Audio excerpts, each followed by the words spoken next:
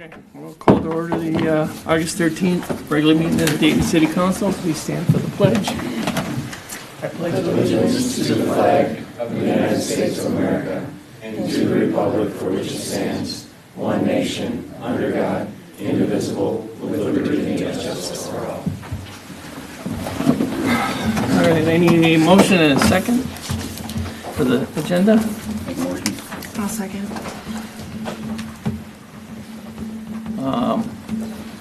There's at least one addition.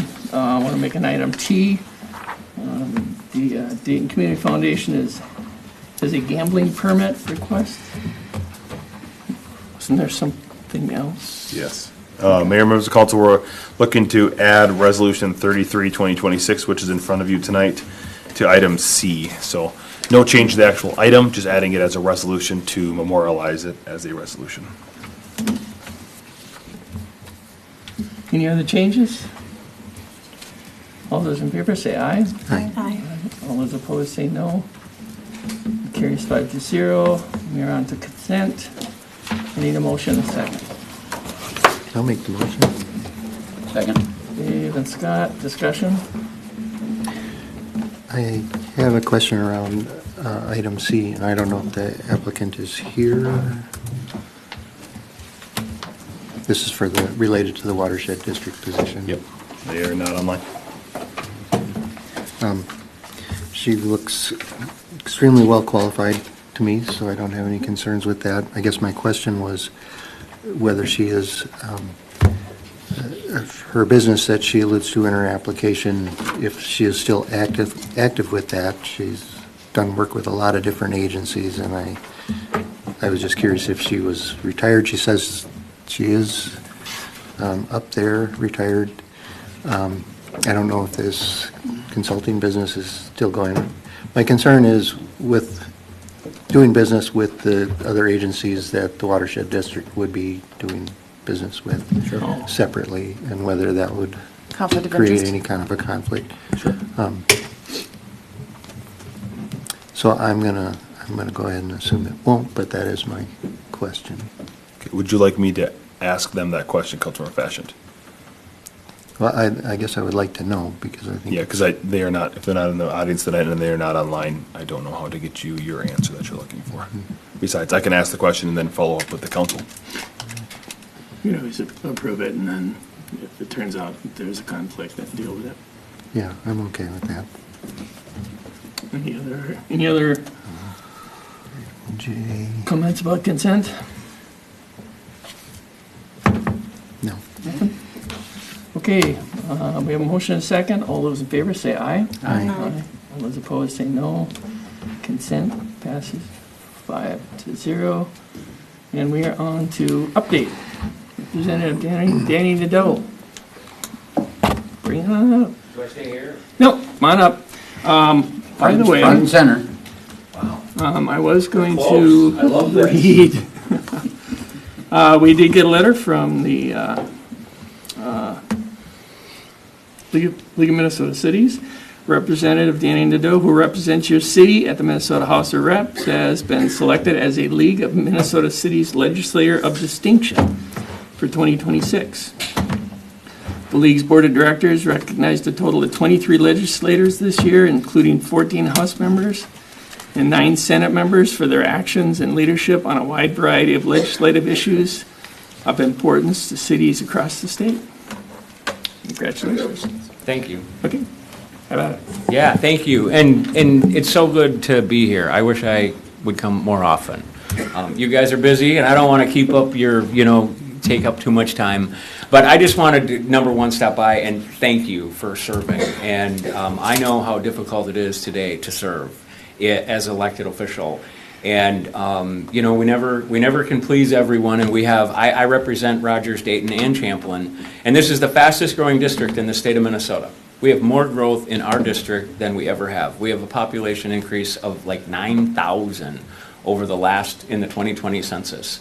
So people that are moving in have different expectations, and you guys are, I think you guys are doing a really good job at trying to match that and marry that with what built this and the values that this district has. So thank you for that.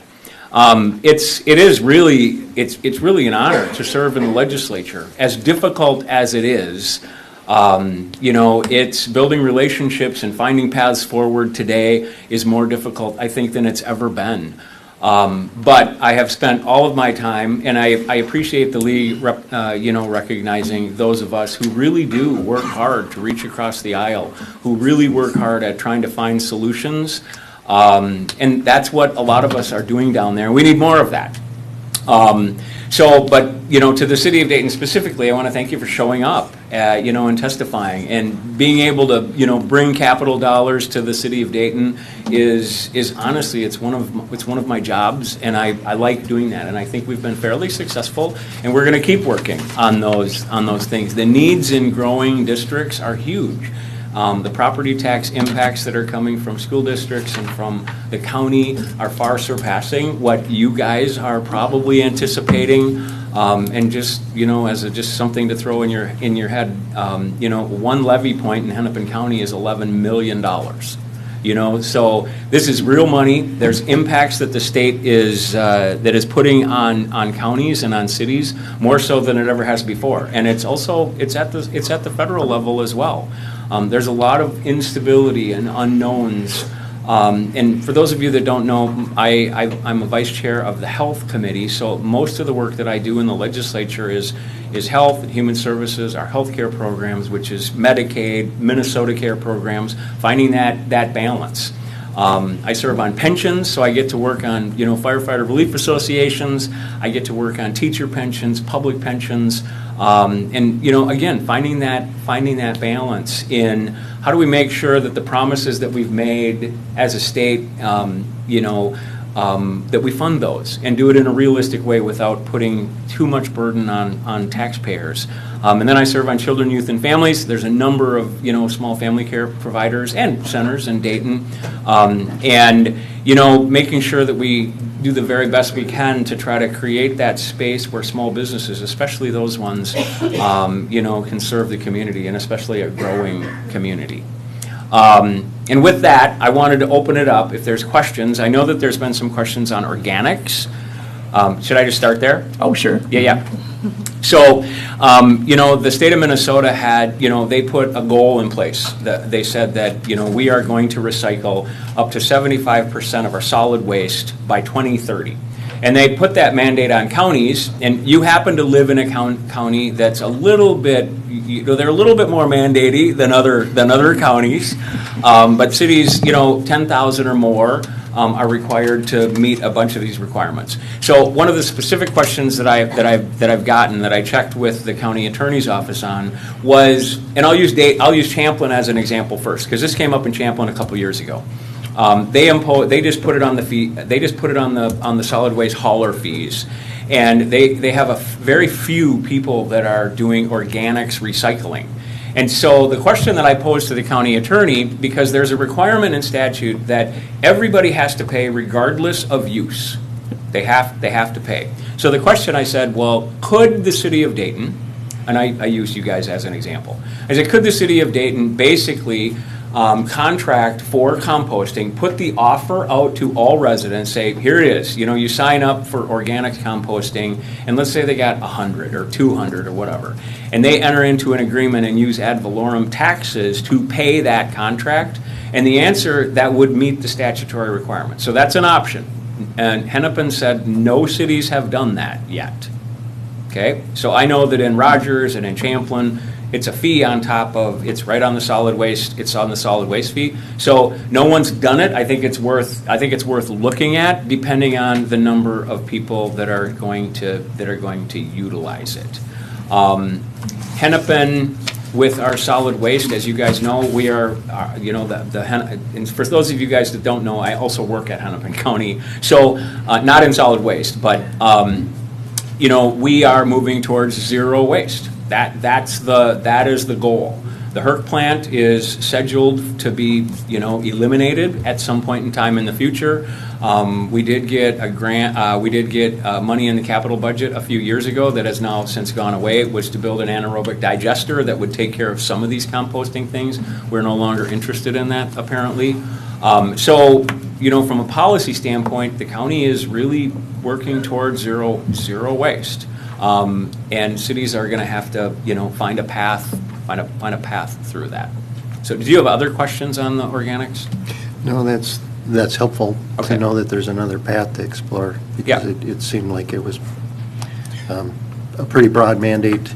Yep. And we didn't have a lot of, well, I haven't heard a lot of good feedback from any of the other communities around me about how they're doing it.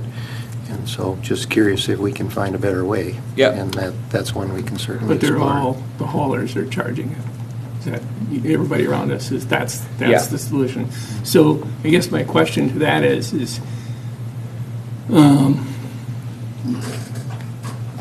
if they're mandated to charge, what is the mandated price, charge price? I mean, I can't believe they can just make it up, right? $1,000 a month? So, because that's really the issue is if it's, let's say a hauler says $10 a month to every bill they get, and we somehow negotiate that, which works out to say 5, something's missing there to me. Yep. Because There's nothing in the statute that requires there be a nexus, so I think the idea is that that haulers would add that service, and they have to provide, the haulers or the city, in this case, whoever decides to do this, has to provide the containers, the pickup, they have to provide that. And so I think the statute, would look at and say, whatever that cost is, needs to be evenly spread. So I don't know how that works when you have, let's say you have a city of 23,000 and you've got 1,000 people that do it, but yet everybody pays $5 or $10. That, I don't know. I'm not a solid waste hauler, but I don't see, I have the same question that you do. I don't see that nexus there. So I don't know why more cities haven't looked at the ad valorem component depending on usage. yeah, well, I know why. It's because it hits the tax rate. Right. Whereas if it's the hauler doing it, it doesn't hit It's the a tax fee. rate. Right. Yeah. And that's why the whole thing seems kind of wonky, so. Yep. Okay. Anybody else have any comments? So the legislature, I'll just finish up. So for those of you that don't know, the legislature was tied in the last session. There were 67 Republicans, there were 67 Democrats. I actually think that's a great place to be, but that's me. The extremes weren't able to kind of push their agendas through, and it really created space for people to work together. The first year of the biennium, we were forced to. We were literally forced to. If we wanted to pass a budget, we were forced to find a way through. It was incredibly difficult. Second year of the biennium, it was a little bit easier because we had some practice. We also spent some in the second biennium. That maybe wouldn't have happened if one party was in charge versus another.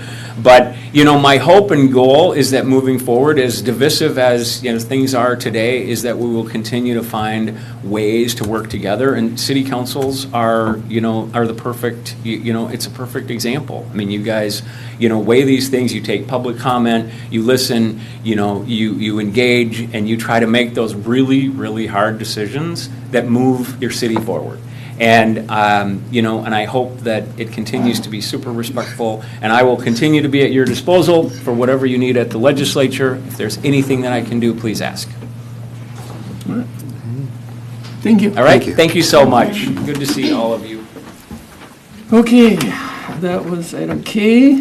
We are now open forum response. Okay, so these are to answer some of the questions that have been previously asked. These responses are based on a collective response to the city administrated by the entire council and represent the majority of the council. Each council member may have different thoughts on the topic, but this is a collective majority.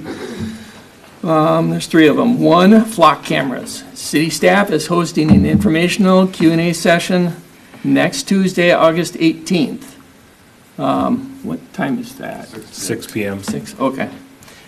That meeting shall provide information that will address most of the flock camera questions. After that meeting, City council will readdress flock cameras. I don't think you meant immediately after the meeting, right? No, Because we I did can't not. take a vote. Nope. Right. Okay. If you, August 18th, informational meeting will not have any action, oh, there you go.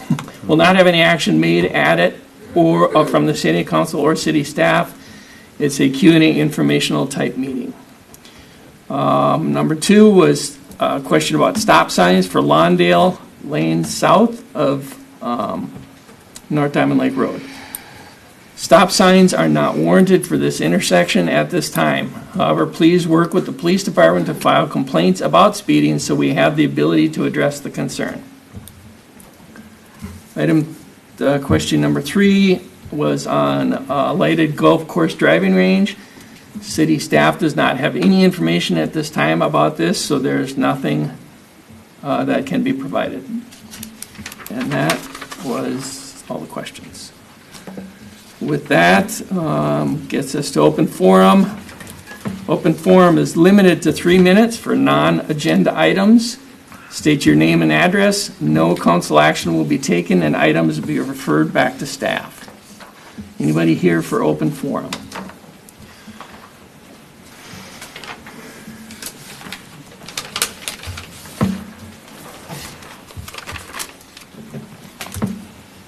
Keith Grover, 113th in Fernbrook. Good evening, everybody. A couple of things I would like to bring up tonight. One of them is dealing with our roads infrastructure in the city of Dayton. We have so many intersections that are so dangerous that we need updates on. We've talked about many of them for years. More of them come up every time we add a new development in the city. We don't do anything with the roads. I understand that the city can't fix all those things by themselves. We don't have the resources, especially the financial resources, to be able to do that. We need help from the state. I'm glad the representative is here tonight. Maybe he can help us with that, but to date, I haven't seen that happening. We need help from the county. We need capital dollars to make all that happen. And like I said, we can't, as a city, we can't do that by ourselves. It's just not possible. We don't have the money to do that. But in order to fix it, we need that help. So I'm asking for that. Whatever can happen, either from the state, the county, or from the city requesting those dollars, I think we need to pursue that as vigorously as we can. The other issue I wanted to bring up is that, for me personally, it's a real privilege to live in this country, in this state, and specifically Dayton. As a city, the response that we have to our citizens, I think, is really important. And what I would like to see is us be more responsive to our residents, and I'm including me in that as a planning commission member. We all need to do that. More responsive to our residents. They need to be our leaders in what we want our neighborhoods to look like. And I believe over the last few years and the last few controversial issues, we've seen that happen. They've come here, they've talked, and they've told you what's bothering them, what they want to get fixed. They want an idea of what their neighborhood's going to look like today and tomorrow, off into the future.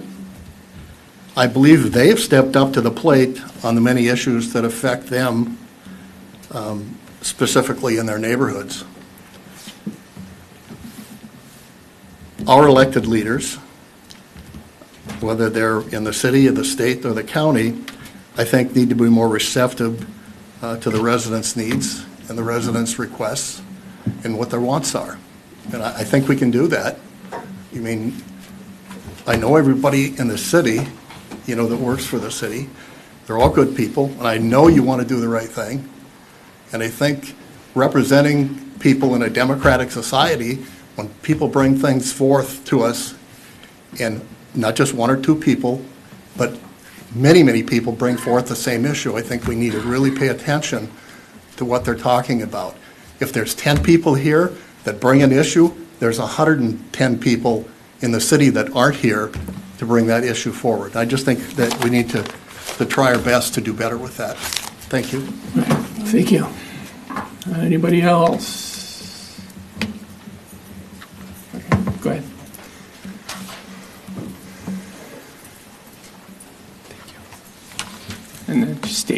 address.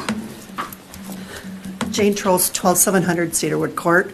I'm here today to follow up on a question I brought forth probably about 2 months ago about the grant for curb appeal, and I'm just wondering if there's any movement forward on any of that? The EDA will be talking about it on Tuesday. Okay, do we know, when did we receive the money? When, for the grant? Last year, I couldn't say when it was last year. And do we have a deadline for when that money needs to be used? 2029. Okay. And is it, if we don't use it, we lose it? Or is it ours? That I don't know. Okay, Yeah, okay, I so believe, then. I believe the answer to your question is yes. yeah. It's There use would it be or a lose it. deadline. Yeah, otherwise the deadline wouldn't mean anything, so the deadline is use it or lose it. It goes back to the state then and then gets redivvied up. Okay. Do we know how much the grant was? It's about $70,000 a year, A year? yes. So we could have been using this money a year and a half ago? When we So got we the only money? receive the money and then you have a program in order for you to utilize the dollars. Did we know we were getting the money No. before? Okay, so does it It's, usually take this long to get, like, A program started? process? A Yeah, program started? Yes, when we didn't know we were getting the money. It's a hard program to start when we say we don't know we're getting the money. It's based on a program set up by, I believe it's the, I don't quote me if it's the county or the state. The legislature. Legislature, who sets it up of, basically, once you're over 10,000 people, then you get the grant, but then you're in a bigger pool of people and it's divvied up on an annual basis. So to get the program started takes the most time, and then it's okay, done after that. okay. So Once the it's established, then it's pretty easy to go through. Okay, and the EDA is talking about it when? Next Tuesday morning. Next Tuesday morning? Okay. Thank you. 7:30, bring donuts. Some of us have real jobs they have to go to, so, of course, if you want to front me the money, I'll be glad to drop them off at 5 AM. I'm not sure if I think we talked about this at EDA and it was $30,000 bucks. No. No? No? Okay. Thank you. Thank you. Next. I think you had your hand up. Yep.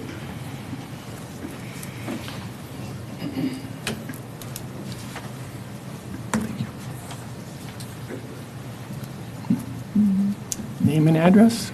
Mandy, 18740 Robinson Street. Okay. Hi. My petition to the city to remove all its flock cameras has garnered over 200 signatures and counting. I sent the petition, the signatures, and references to Zach Dowd to be shared with all of you to show the overwhelming support from the community to terminate Dayton's contract with flock safety systems and remove ALPRs from our city, like many other cities have done. I also want to address some concerns about the impact of this technology, not the intent behind it. There is no statistically significant evidence that ALPRs improve crime clearance rates, which is what it's marketed to do. There are also countless instances of the AI technology failing to accurately read a license plate, which again is what it's marketed to do. Flock has stated their technology is 99% accurate, but with over 2 billion license plates captured each month, that 1% error amounts to millions of misreads every month. That does not make a police department's job easier. Flock has actually caused numerous traffic incidents where officers have had to follow stolen car protocol on innocent drivers, holding them at gunpoint and more. That doesn't make anyone's job easier or any community member safer. I want it to be clear that petitioners are not blaming anyone for this technology. We just want to make sure that it's out of our city. So I really appreciate the meeting scheduled this coming Tuesday regarding Flock, and I'm asking that there be time allotted for public comment so those concerns are heard, addressed, and responded to. I'm also asking that this is not a repeat Flock presentation like the one in March. We already know how this technology works. We're not confused about the hopes and intentions of the technology. We're just concerned with the reality of its impact across the state and country. So inviting a Flock representative to this meeting would not be helpful. Information provided by the company that stands to profit from the contract is inherently biased. And on another note, I continue to see arguments that exploit the traumatic events like Zimmerman kidnapping and the Hortman assassinations to justify the value of flock when there's actually no evidence that flock was used or useful in those investigations.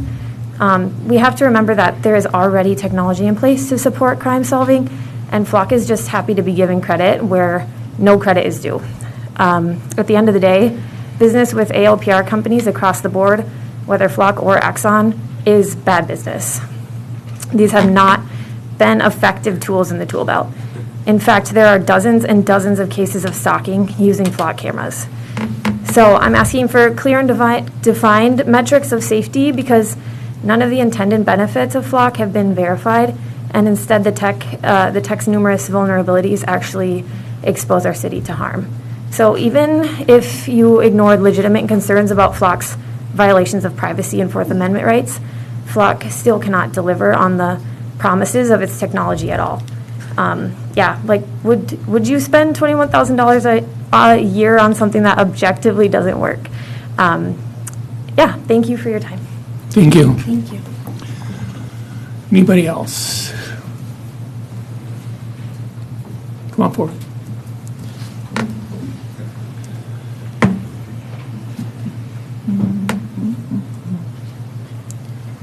Name and address.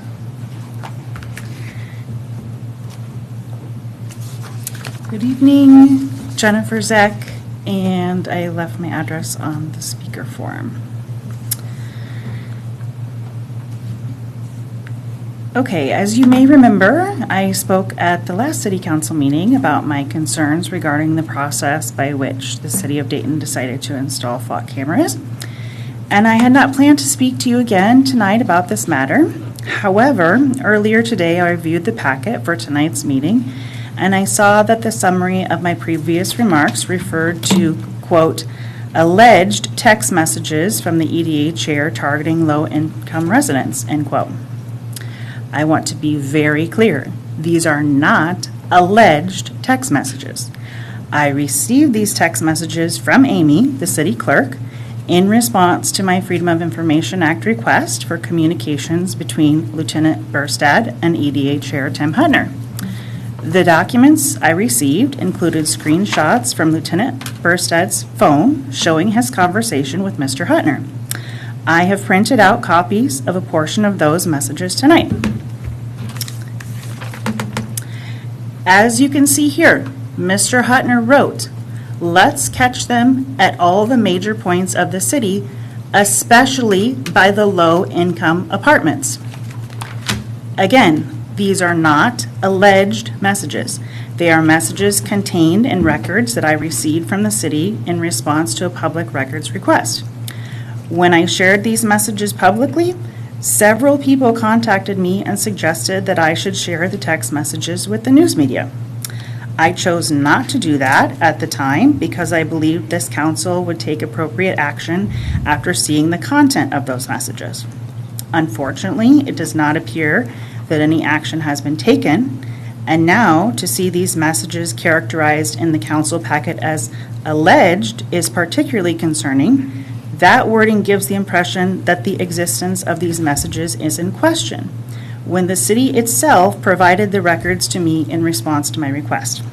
I am not asking the council to take my word for what these messages say. You can see here, it says, especially by the low-income housing. It speaks for itself. I am asking that the public record accurately reflect what these texts actually contain, and that the council take the substance of these messages seriously. Thank you. Thank you. Mayor and Council, I do want to acknowledge that Ms. Zeck did email me along with Stephanie and Councilmember Henderson and Councilmember Van Asten before the meeting to change the minutes. So that is on me for not changing those minutes. I apologize about that. And I don't know if you want to, obviously, it'll be reflected in these minutes here. So it'll be, I don't know where the word alleged came from because they're all done by AI now. So I don't know where that word came from, but not sure. Programmed, yeah. I guess, I don't know. Okay, anybody else here for open forum?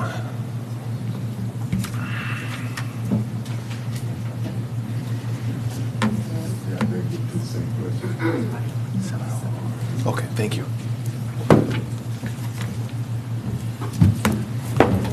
right, I'm going to read. Name and address. Kristen Scott, 18151 Columbus Street. Good evening, Mayor Fisher and members of the council. My name is Kristen Scott.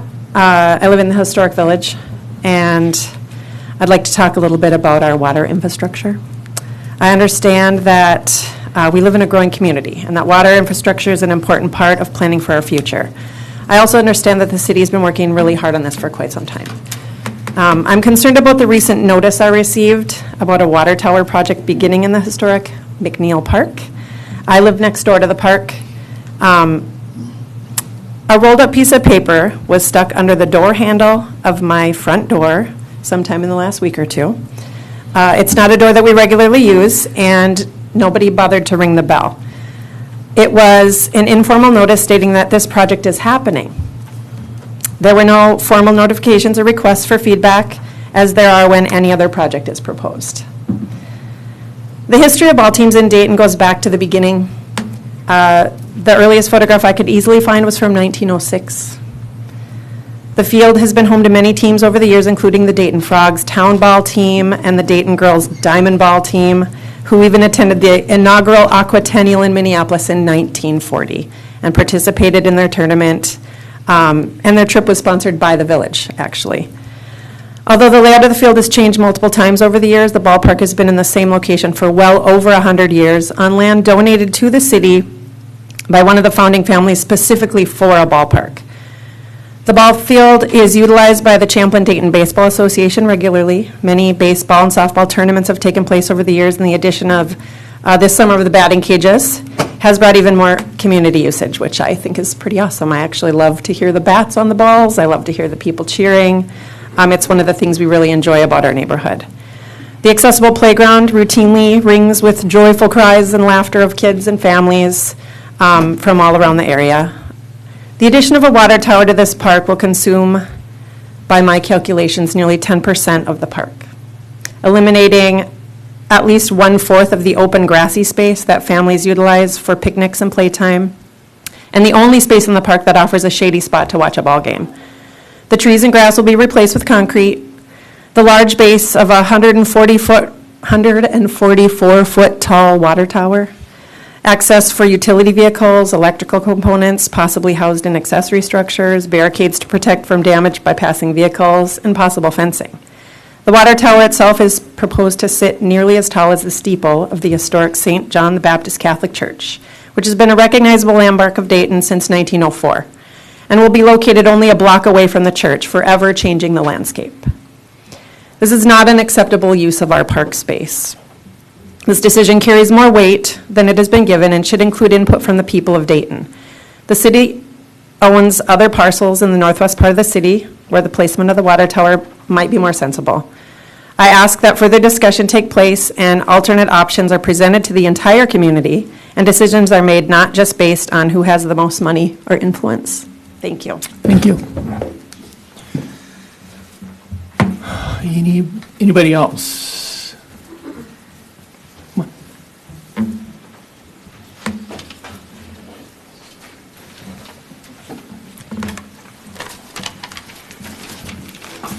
Name and address? Hi, Stephanie Carroll, 13145 Grandstrom. I have a couple questions about the meeting on August 18th, Tuesday. I appreciate that the council and the mayor and city staff have organized this meeting. I do have a couple questions about it. I'm wondering, will the meeting be recorded? Will the city attorney be there? And how much time will each person be allotted to speak? And I'd like a copy of the agenda for the meeting, please. This is put on specifically by the police department, so Yeah. it will have a question and answers and plenty of time. We'll let you speak as much as you want. So Okay. Will the council and the mayor be there? that is up to them. We put it as a public notice, so if they do show up, that they're welcome to be there. Okay. Will the city attorney be there? We have not planned on having the city attorney there. Can we get the city attorney to attend, please? We can attempt to. I'd appreciate it. Thank you for looking into that. I appreciate it. Also, before Tuesday's meeting on Flock, could you please send me the guidelines for what topics and viewpoints are and are not allowed during that forum for the public to speak. I would like to review the official policy on public comments beforehand, please. Thank you. Thank you.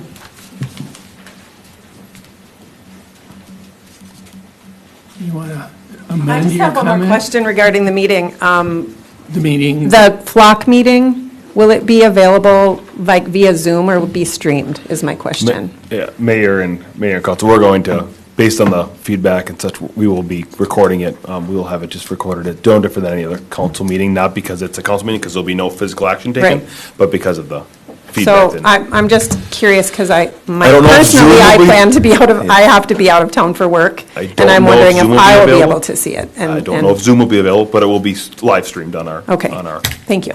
Thank you. website. Anybody else open forum? See no hands? Anybody online?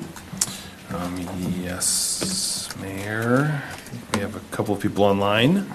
If you would like to participate in open forum, please use the raise your hand function.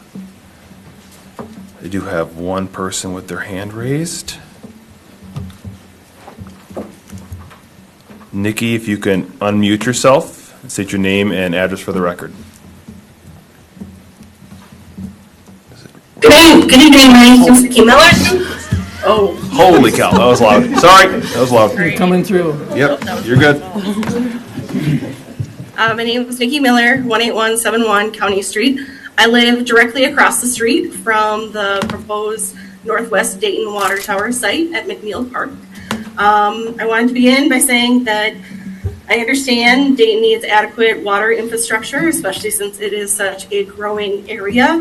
And I'm not here to argue that the city needs another water tower. I'm here because I have serious questions on the where for this 250,000 gallon, approximately 144 foot tall structure is being placed, and whether the residents most directly affected were given a meaningful opportunity to be involved before the location was selected. After receiving the city's notice, I contacted the designated staff and began reviewing the engineering report and council materials.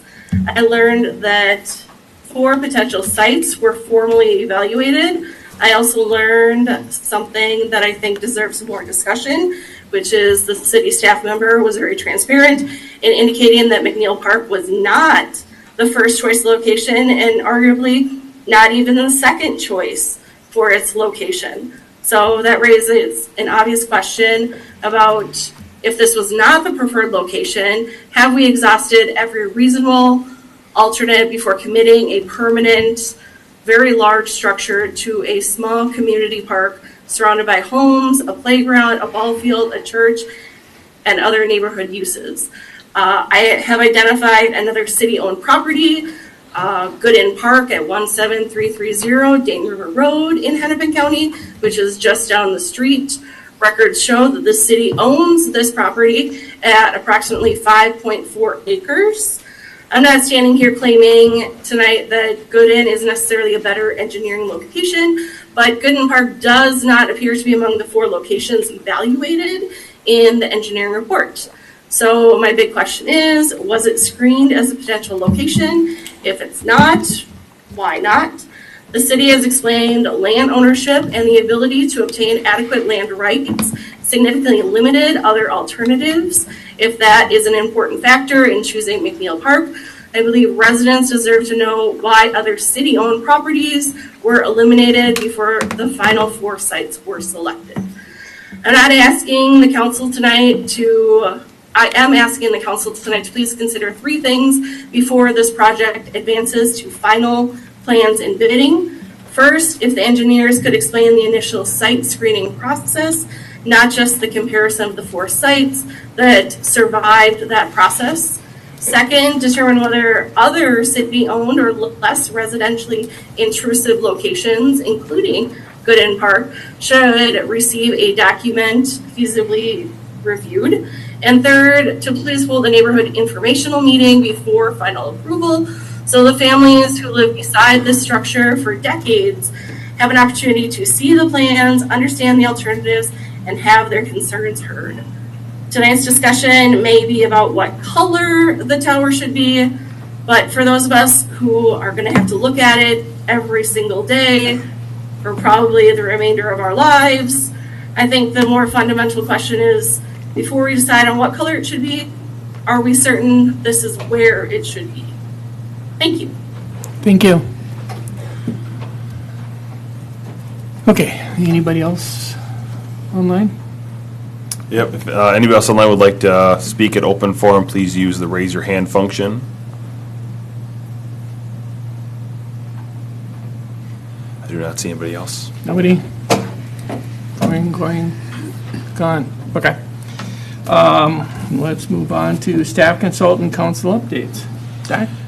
Yes, good evening, Mayor, members of council. I do want to provide an update on the Historic Village Water Tower. I had planned on doing this prior to the request from the resident, but I appreciate the resident discussing this. We've heard from several residents in this area of the water tower, and city staff does feel like it's appropriate to do a question and answer type open house with the residents in the Historic Village area.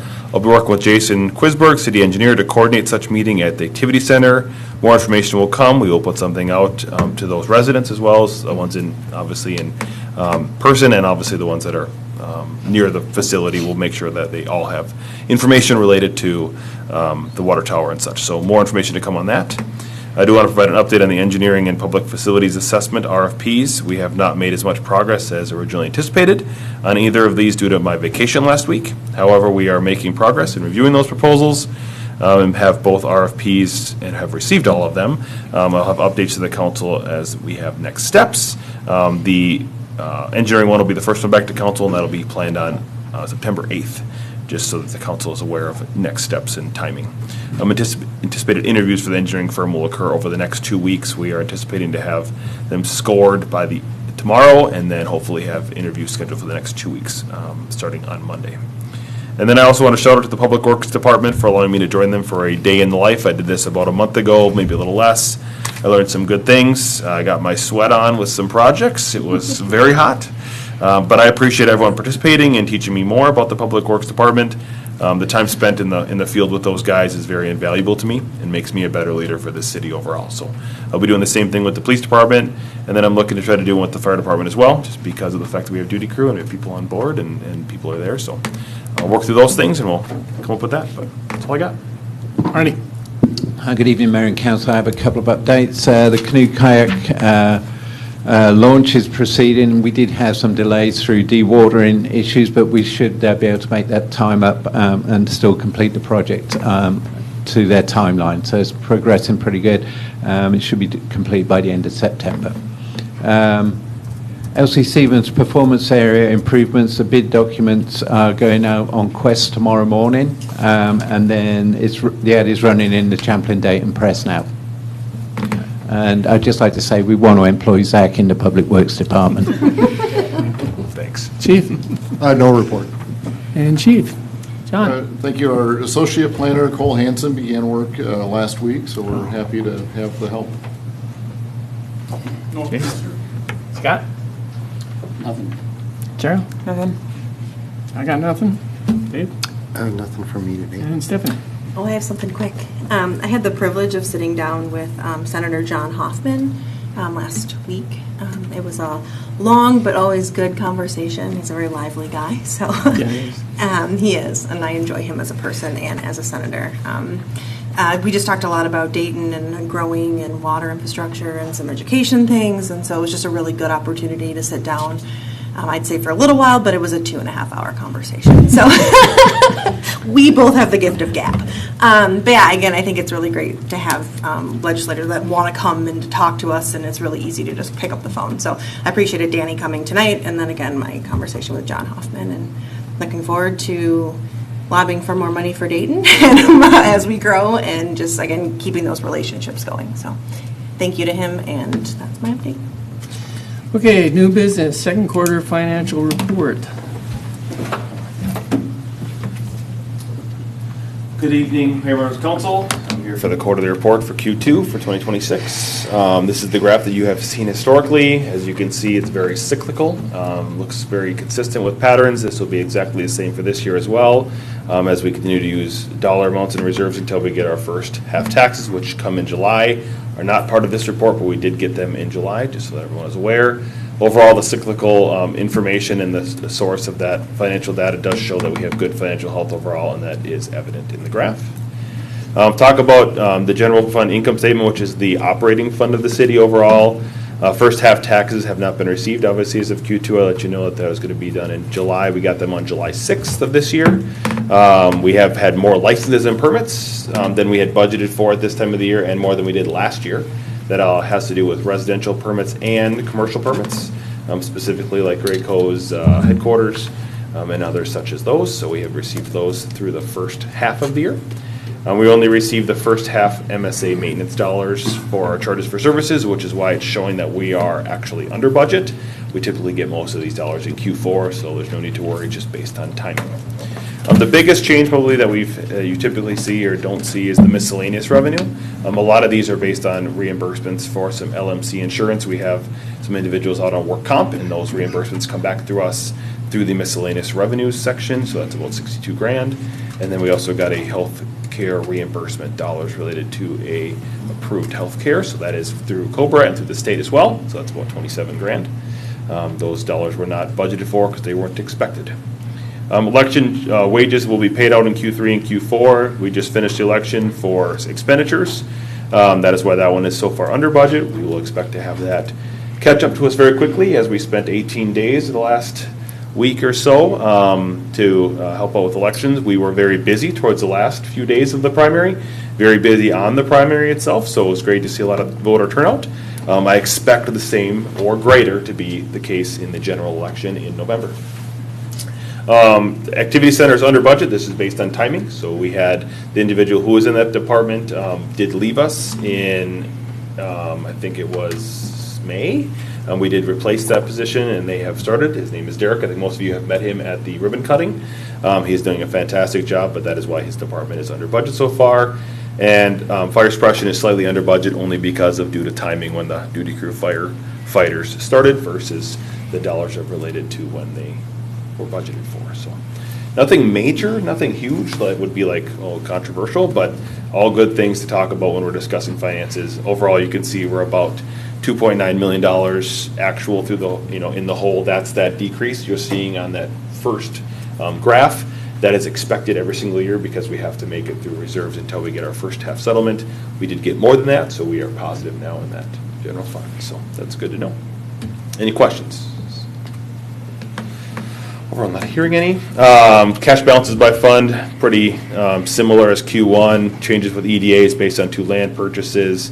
342 is our biggest fund. This is, again, the fund that we utilize our first 75 homes of fees to cover the tax levy, because if we had a tax levy that's $1.2 million in the tax levy, and instead of that, we utilize the first 75 homes that go into Dayton or equivalent for fees. So that is slowly decreasing over time, which is the plan for that bond. Number 4 is based on timing. It's all based on when the bond comes in and when the tax settlements are received. Overall, nothing major to be concerned about, just based on timing of what those look like. And then number 5 is the developer escrows, and this is based on when we get development dollars in. We have continually had more and more development in town, whether that's different additions for residential developments and or new projects. And as those come in, we get dollars related to those developments to cover our costs and or our third-party engineering costs or our attorney costs or whatnot. So that is why that has increased, is because we do have more projects and new projects coming on all the time. So any major questions on cash balances? I have 2. Sure. In Fund 226, which is cable. Yep. I know we get revenue through that department, but it shows some expenses, at least compared to December, and I'm wondering what we spend money on out of that fund. So that is everything related to this, basically this room here. That is Chris's time when he's doing AV time for commissions and councils. So all of those are related to how we transmit data out to residents. So we get cable franchise fees in here, and those cable franchise fees pay for transmissions of data that go to the residents.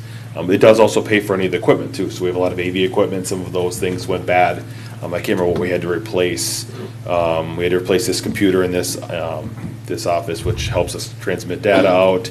We had to replace the TriCaster, which is the actual piece of equipment that actually takes all the data in and videos, and it just changes screens and stuff, and that's like $15,000. It's not a small piece of equipment, but the last time I purchased that was over 10 years ago, so it does last a number of years, but that's what the larger expenditures that you're seeing there. Okay, thanks. I didn't know what, that makes sense to me. I just didn't know what was. Yep, everything related to this expenses room related to is the that. cable franchise, or cable fund, so that's Yeah. what that's for. Okay. And then in 411, you mentioned developer escrows. So this is money that developers deposit with Yes. us Yes. to cover engineering costs, et cetera. Yes. Staff time. Related to development proposals. That is correct. There's also letters of credit. Yes. That we collect. How, that's not shown in this line. Do we? It will, do we it capture is that technically somewhere? shown in this line for dollars in cash, because we still hold them as cash, but they are considered a letter of credit as we will draw down on them as we continue to use them. As the development gets completed and their project gets further and further done, we will draw down on those. So the most recent one we have is Legacy Woods. That's likely the contribution for why the developer escrow went up so much since last year. They gave us a letter of credit in lieu of a letter of credit. So basically, they gave us cash, instead of a letter of credit. So a developer can decide what they want to do. A letter of credit does cost money. So that developer decided that they would rather pay cash up front and have us hold it versus pay the carrying costs of a letter of credit at a bank. Okay, so that's all carried on this line. That is all then? carried on that line, All yes, right, that is thank correct. you. Yep, good questions. Any other questions? All right, water fund and sewer fund, nothing major, nothing major changes here. Expenditures are down in supplies. We haven't had nearly as many of those as we anticipated. We expected a little more with the wellhead treatment plant. Likely that'll catch up over time, but we are guesstimating on supplies because we don't really know what those look like. Utilities are way down. This is based on some electrical work that we had done in 2025 that we've had needed. And also the repair and maintenance is way down as well. It might be more up in Q3 because we just paid for the well 4 pump, as the council is aware. Well 4 pump drew sand last year, which is why we had to shut it down and pay for that. That's most of that $100,000 of repair and maintenance. This year, the actual pump failed. And so, yes, it looks really good right now, but that's not as pretty as the actual picture is today. So got to look at it in the snapshot of where we're at in time and so on, so on and so forth for where we're at. But overall, charges for services and miscellaneous revenue. Miscellaneous revenue is down, and I cannot remember why that is because it's $1 million and it's escaping me now. So I can't tell you what it is. I think I wrote it down on the report. If somebody wants to help me, I don't have it in front of me, unfortunately. So that one I can't remember on. $1 million down in revenue, and it has to do with some sort of grant. I'm positive of it because it's not a fund that we get miscellaneous revenue in very often. So, any comments, questions on the water fund overall? It's very healthy. Nothing's wrong with the fund. We still have $1.4 million of positive surplus in that fund, which is good. But And the water study you're doing is in progress? Water study. You mean the one related to the future South Dayton? Yeah. So that is in progress. I will be sending the information off probably early next week or tomorrow. My goal was to send it off before I left for vacation, and that didn't happen, and then now I'm bogged down, so it's going out soon. That is related to, it's not going to be a super in-depth analysis, but it will be an analysis of what it looks like to be on Maple Grove's water versus what our water looks like, and a financial analysis of overall rates and such that boil down to the resident themselves. The council will have that. My goal is at the end of September is my goal for them to come back. I was going to do it myself, and then I looked at the schedule, and there's just no way I can get it back. I can get it back to you, but it's not going to be at the end of September. It'll be. So your note for the miscellaneous says increased number of homes in Dayton from online. No. Interest earnings took a dip when looking at the market compared to last year, but we are still higher than budgeted in Q2. Yep. Can't remember what it's for. I will follow up with the council with what that dollar amount was from last year because I didn't talk about what the actual was from 2025 to 2026. So I'll write that down as my to-dos and follow back up with the council on that one. Apologize about that. Missed that during my review. So, any other comments in the water fund? I have one follow-up to do, so I will do that to the council as well. Sewer fund, nothing major to report here. The sewer fund is very consistent year over year.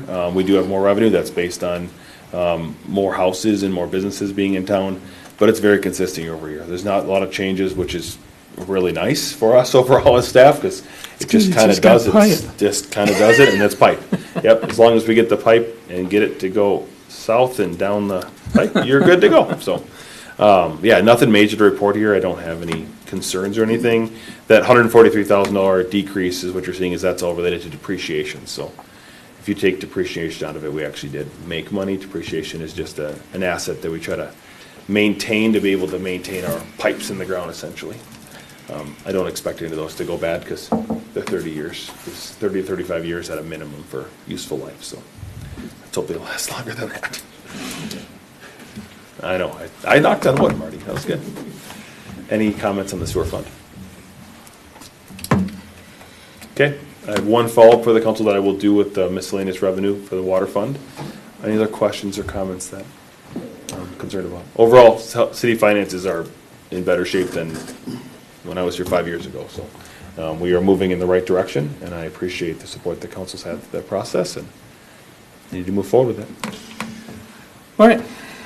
And I don't need any action, just presentation is your form of acceptance. So thank you. On to item M.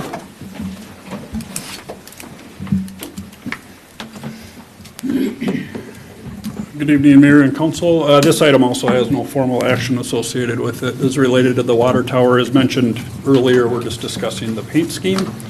And the idea here is just to get some thoughts to narrow down what should be considered for the paint, and then we'll make a final decision prior to the completion of final plans. So hopefully council had some time to review what was in your packet. We did include the schemes that were put together as a starting point just to talk from.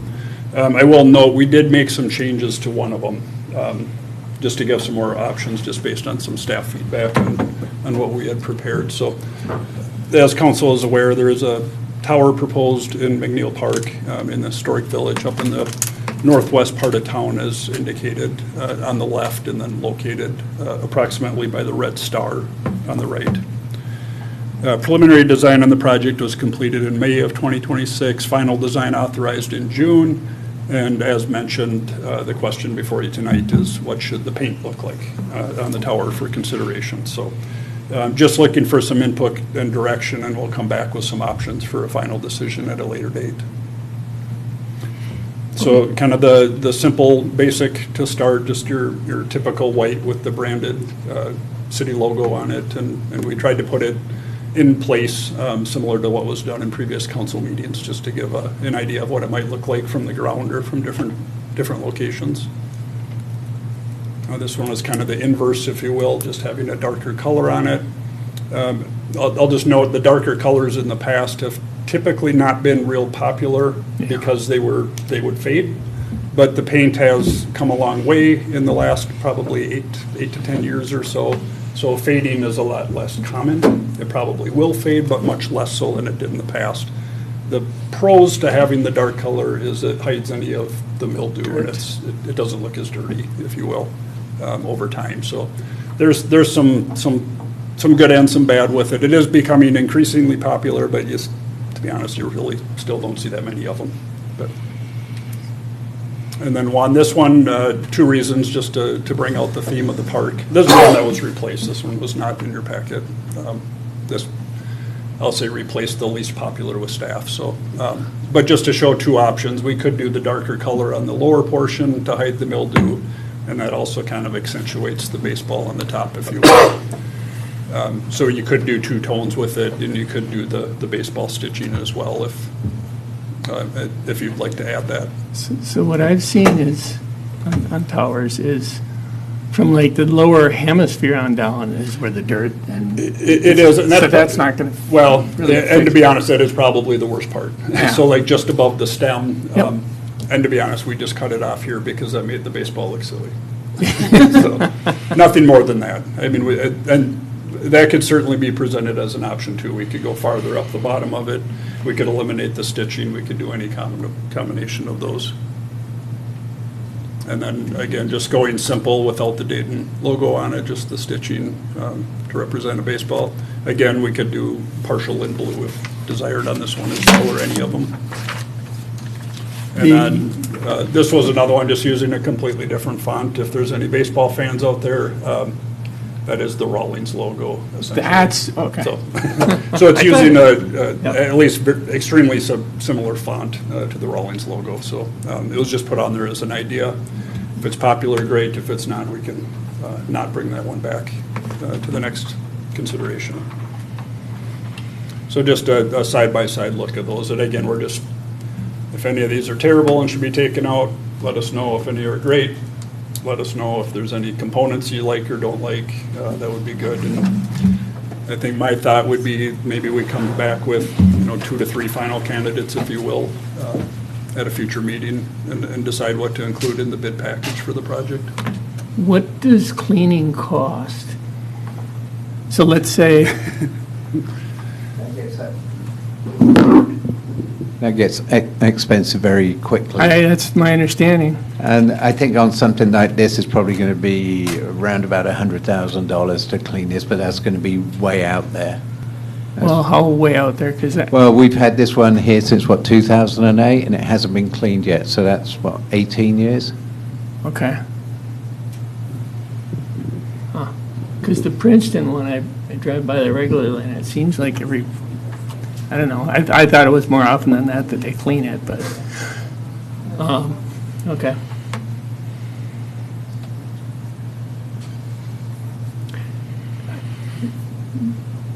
Well, you know how I feel about the toothpaste. I mean, I like the blue one, the solid blue. I thought it blended, like when you showed it I felt like it blended in more and didn't stand out as much. However, hearing about the history of the baseball field, then having the baseball feels like it's a nod to that, I guess. But my personal preference is the blue one. But blue is also my favorite color, so I'm very biased. And that one, I'm not sure that's... Well, mine's pink, so now what do we do? Well, then it's going to have to be pink. No. Anyway. And it doesn't have to come from the post.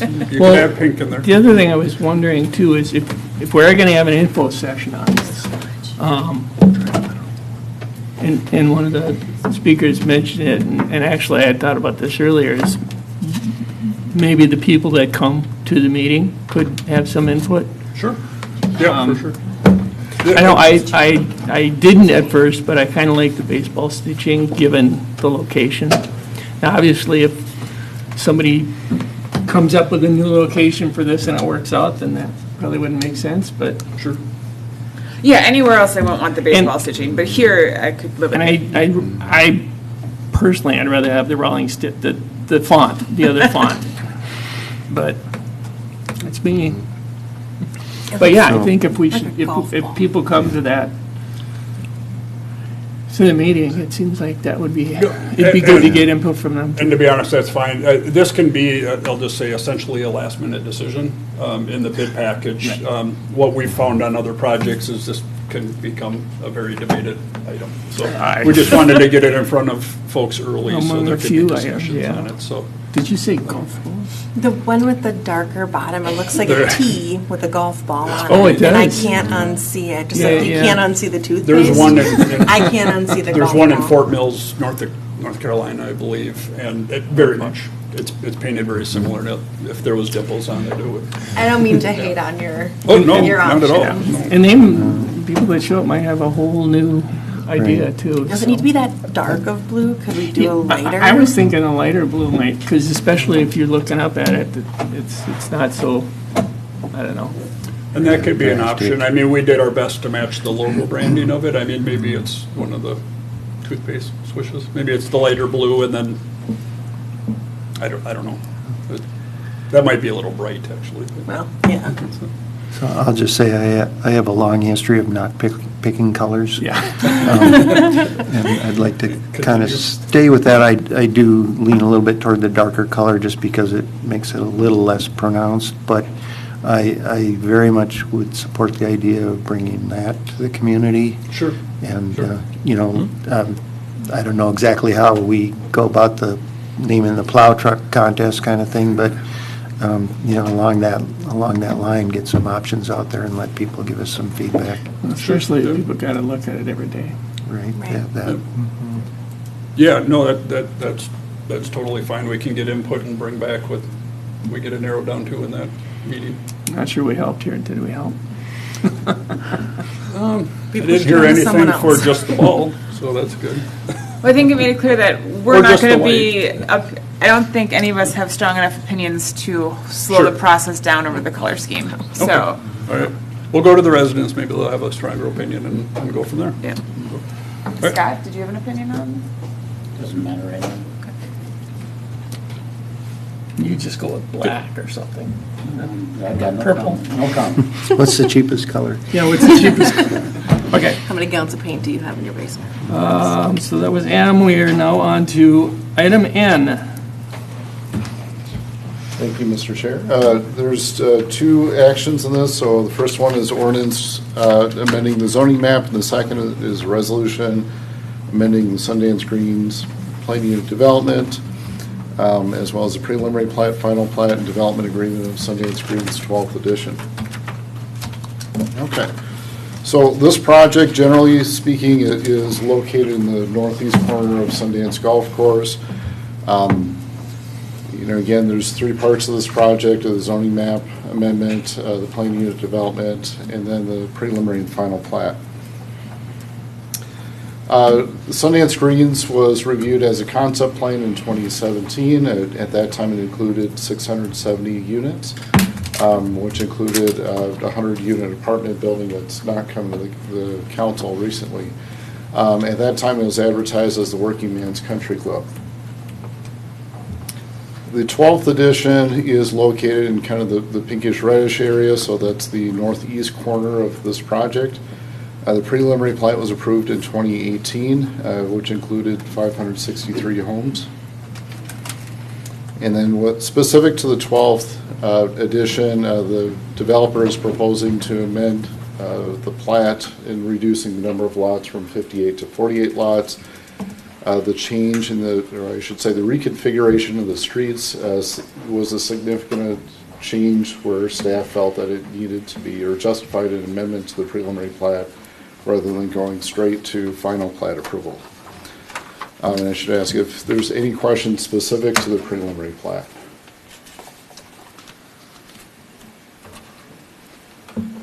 Second part of this is the zoning map amendment, and I'll just say I'm trying to hit the easy parts first before going to the more difficult ones.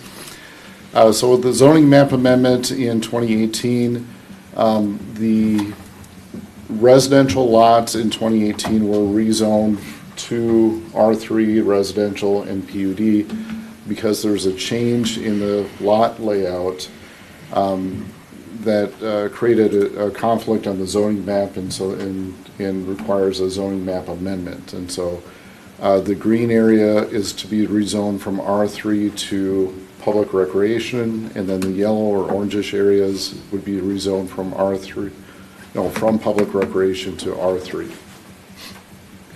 Are there any questions related to the zoning map amendment? All right.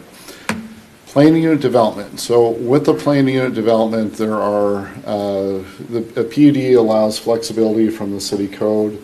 We also refer to those as deviations from the strict standards of the ordinances in a trade for a public benefit. And so these deviations and public benefits were defined in 2018. The deviations, again in 2018, were smaller lots, smaller wetland buffers, and fewer, or I should say just smaller setbacks. The benefits to this were a variety in houses, preservation of the golf course, HOA amenities, and enhanced landscaping. So specific to the maintenance building, this project is proposing to replace the maintenance building from I'll say the southeast corner of the project into northwest of the platted lots. Then we have renderings of the building on the right side. I will add, yes. This is the approved location in 2018, and then this is a layout provided by the applicant for a future expansion of the golf course clubhouse and event center. And I apologize, it's difficult to see on the screen here.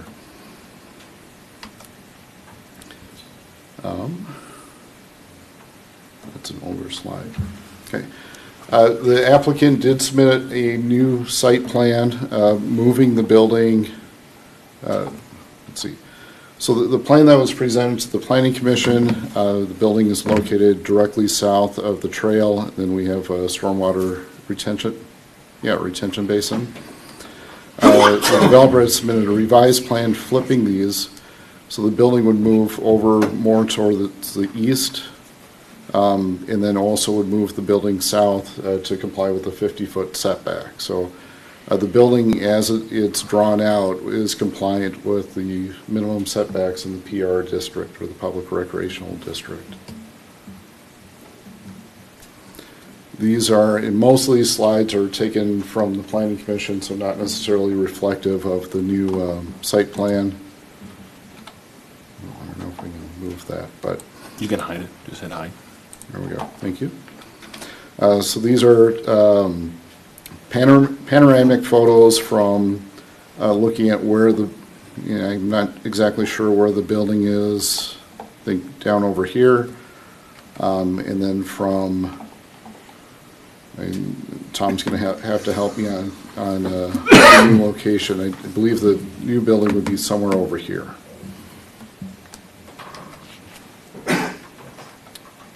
So, questions? So this, the plan that you just showed with it moving further to the east, that's new? Yes, that is new. Kind of hot off as the of press? this afternoon. Yeah. I should say, the former plan, when it was over here, the Plan Commission did recommend approval on a 2-1 vote.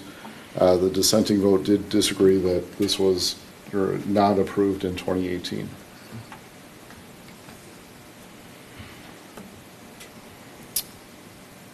How many feet, it's really hard to see from here. Yes, It's not your fault. How many feet is that shifted? it's Roughly, it doesn't have to be perfect, just roughly. If you flip Why don't you on. come on forward? Sorry, Tom, I'm looking right at you. Probably 150, I would guess. About 150 feet, yes. Name and address? Tom Dean, 1161 Fernbrook Lane. We do your best to try to talk in front of the mic. Whoever's talking would be great, whoever that is. Thank you. Yeah. So, not to change things up, but after the, the planning commission meeting, I'm really just trying to be neighborly here and figure out, I was out there a few mornings this week, just trying to figure out, is there a way? I mean, I still feel I have the legal right to have the building in this site, but I thought, if we flipped it, and at first I never thought there was an option because there is, the drainage swale that runs, just naturally has been there. But after discussing the engineers, we can change the route of that swale once it gets onto our property. And so basically we're just taking the pond and the building and flipping it, trying to, make it, the building less obstructive to the Brayburn residents. Same building, same size, nothing's changed. But I'd really be open either way if the council isn't, if they do care and want it on the original spot, we'll stay at the original spot.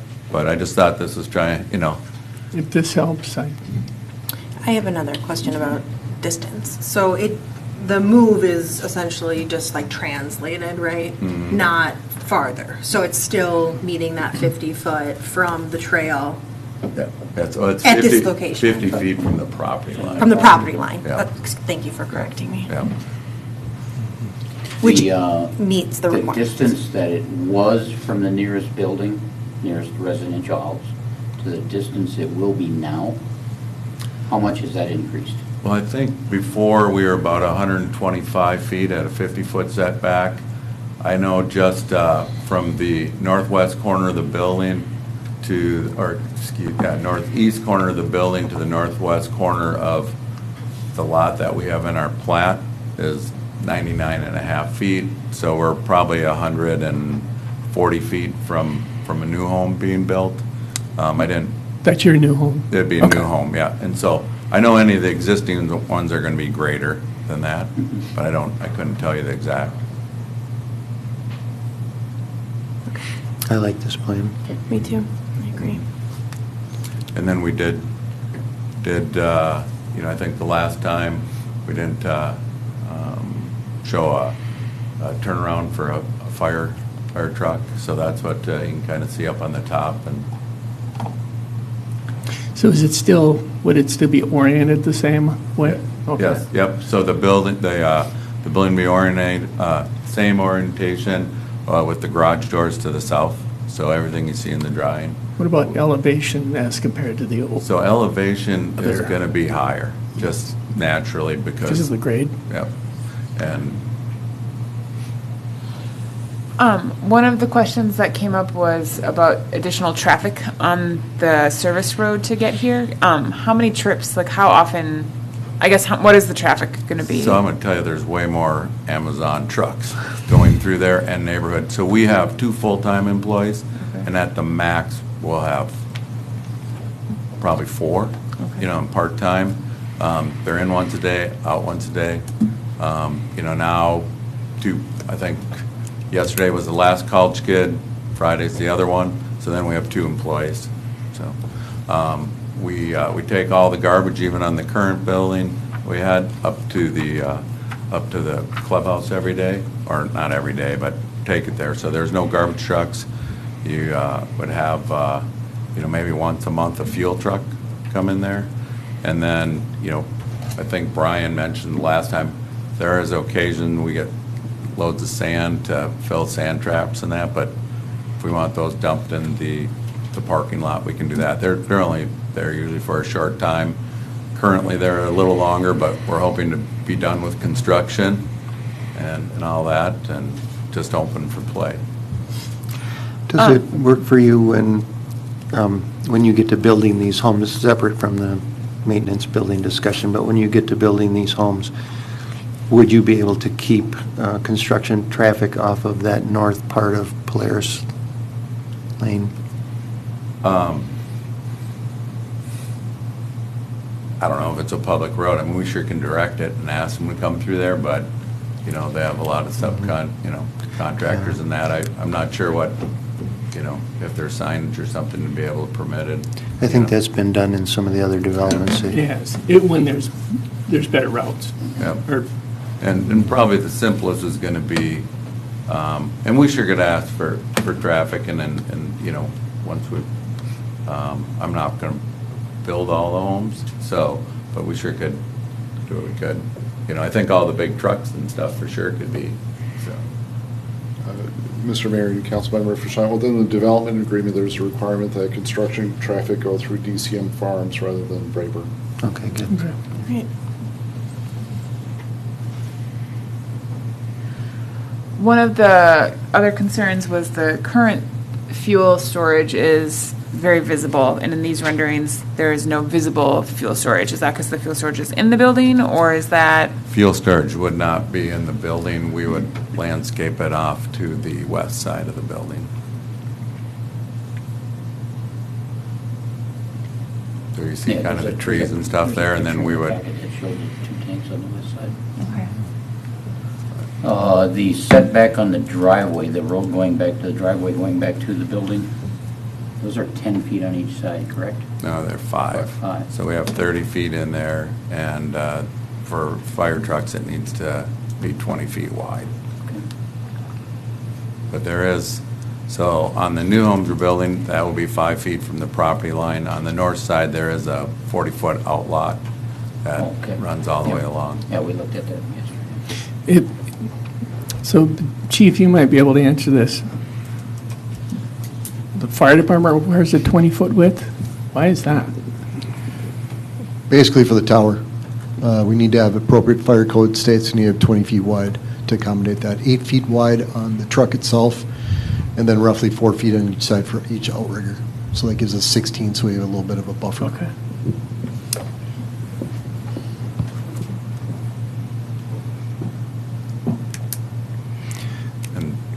Would you, Excuse me, go ahead.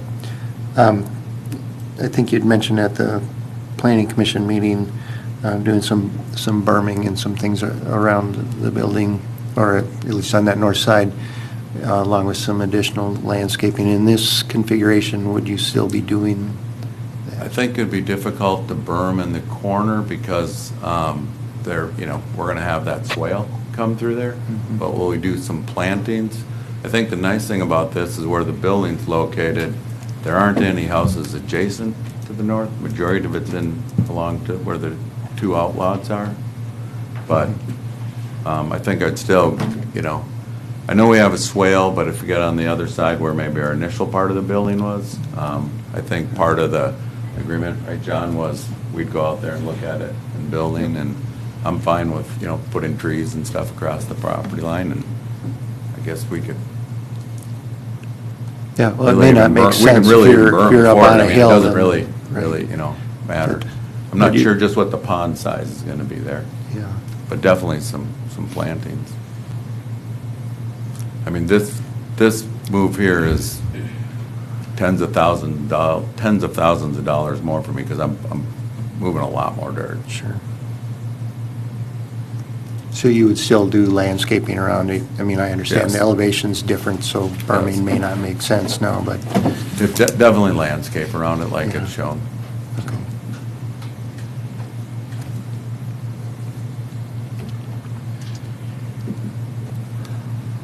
Anybody else have any questions for the applicant? Not at this time, no. Okay, thank you. Thank you. John, did you have more information? I don't. Well, I'll just add, so there's an ordinance amendment for the zoning map and a resolution.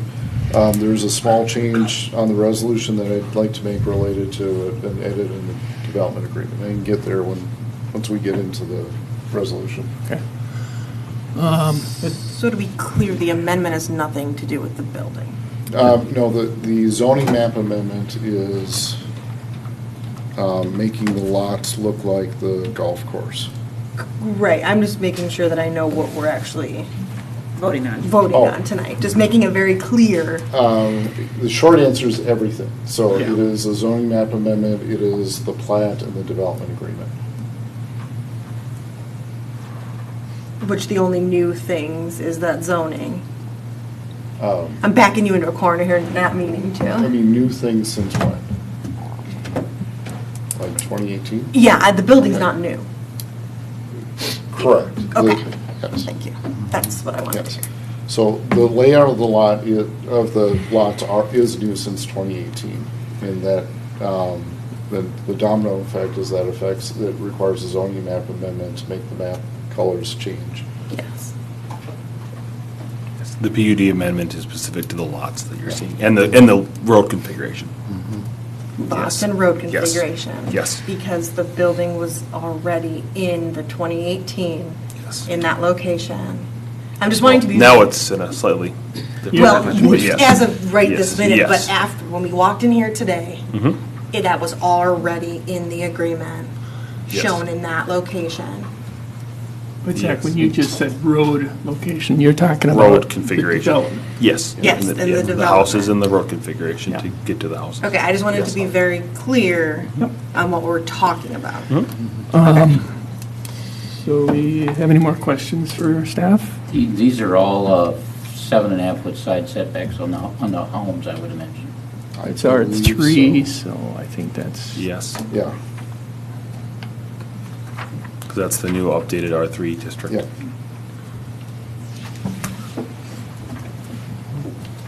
Okay. Well, yeah, well. Give me a minute. we'll get to It's up to that. the mayor. Well, I was out there last night and looked at this with Tom, and it's clear that in 2018, I was not here then, but in 2018, this was approved to have a building somewhere in this location. I mean, not this new location, but 150, 200 feet to the west. And now, with the building getting moved 150, 200 feet to the east, there's definitely a lot more room between any of the houses that are currently there. And because it's down in that swale, there is no houses directly, exactly north of the building, of the maintenance building. I think Tom's gone out of his way to make this as good as it can be. And I understand the views that I looked at yesterday without a building, or without question, nicer than with a building, but I mean, he's gonna be probably 150, he's gonna be 200 feet from any other home that's there, other than the brand new ones that get built, and that'll be up to the the future buyer that buys that home. So. Any other comments? Otherwise, then we can all invite the public up to speak. Anything? Okay, maybe I'll say my comment now. I think this is very similar to another kind of comment that I had made a while ago, but a little bit different, and a different project, but we're bound by agreements and legal things, and it's not always what we want. It's not always the way that we want it to be, or we would want it to be if we lived in certain places. Like, we're bound legally and by other things. And so what's in question isn't whether the building is going in that spot, because that was already agreed upon, that was already in the plan. And so, like, we can sit here and say that we wish it was different or we want it to be different, and I'm sure that's a lot of what we're about to hear, and like, I'm sympathetic to that, and I don't want to lose sight of the fact that yes, it does dramatically change the view, but I just want to be clear that, again, we are bound legally to things, and the building was already there and agreed upon. So I guess that's where I'll say my piece or leave my piece, but I just want to make sure that it's said that we don't always get to do what we want or what we think or hope and dream. We're bound by other things and agreements that have already been in place before even some of us were here. So I just want to make sure that we put that out there before we move any farther. So. Any other comments? Okay. Why don't you come up?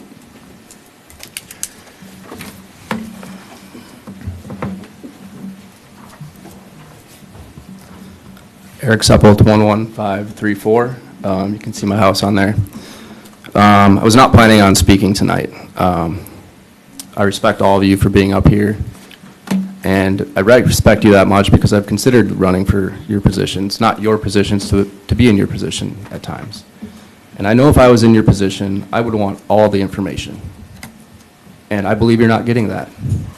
And I don't think that's fair to you or to me or to my family or to my neighbors or to my neighborhood. The preliminary plot you were shown this evening was not the one that was shown last week to the Planning Commission.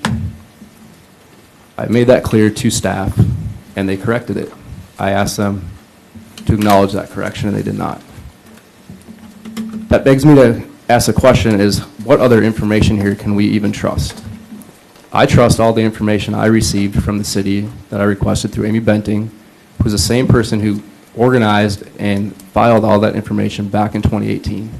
And I believe she did a darn good job of it because she's been able to accommodate every request in less than 24 hours. I've heard that our filing system was not good enough to show what was approved, and I believe that is inaccurate. I believe our filing system shows exactly what was not approved. The same thing that I heard from Tina Goodroad and Alec Henderson when I emailed them back in 2020 before I purchased my home. Same statement I made last week and is included in the packet this week and that I submitted to the record last week. They showed me plans that did not show any such building being approved in that area. I believe the record confirms this. If you look back at the March 28th, 2018 City Council packet, there are plans in there. One of those plans is what the city attorney used. It's a completely inaccurate plan. It shows no driveway to the building. I don't know how one could assume it's a building when there's no driveway to a building that would clearly require a driveway. You can also see in the upper right-hand quadrant, that street design does not reflect what we now know is the preliminary plot. It doesn't account for the park that you guys have been planning and already completed the first half of. So to say that that's what represents what was approved is quite a stretch. What was approved and is stated in Resolution 23-2018 was the preliminary plot dated January 5, 2018 by Campion Engineering. There are Campion Engineering plans dated that match that same date, and they show that preliminary plot right there. No building, no driveway. Any other plan in that March 2018 packet does not show that correct configuration. So it bothers me when I hear that this building was approved when I was told it was not approved, or that anything that was approved did not show a building on it. I don't think that's fair. I don't think that's right. I think we have to give our trust into the past council and into the past planning commissions and into the past staff that they did get it right. Our city code would not put a building here. It's not compatible with the adjacent neighborhoods, with the adjacent land uses. It causes a potential detriment. I wanted to point that out because I feel this is the last time I can say that, and I feel like I hear this consensus from council that you have to approve this because it was approved. That's also inaccurate. We can move on from whether it's approved. I also asked staff to put up 2 slides specifically to 1001.28 and 1001.10. We believe you still have the authority to have say in this matter, whether it's approval, denial, or with conditions. It's not just a flat-out given. And I see now that they're submitted, but I just wasn't sure if they were going to be continued to be presented where this slide deck would go. I think that's all I really have to say, to just point that out clearly. I have submitted all that into the staff packet. The staff report and city council packet from 2018 is included in your packet today. I've circled in yellow all the discrepancies. I've highlighted the dates that were referenced and the engineering plans that were referenced. And I just really, really ask you to consider that, and also consider the fact that Brayburn Trails was granted preliminary plot approval in PUD October of 2017. That was 5 months before Sundance Greens was given approval. It makes no sense to me that they would say, okay, let's put a building where we just approved a residential neighborhood 5 months ago. And this was the same staff that I talked to or emailed with. And I'll stop talking, and I just appreciate your deliberation over this and your fine-tuned attention, I guess. Thank you. Thank you. Eric, I want to say one thing here as soon as I get there. Yeah, no problem.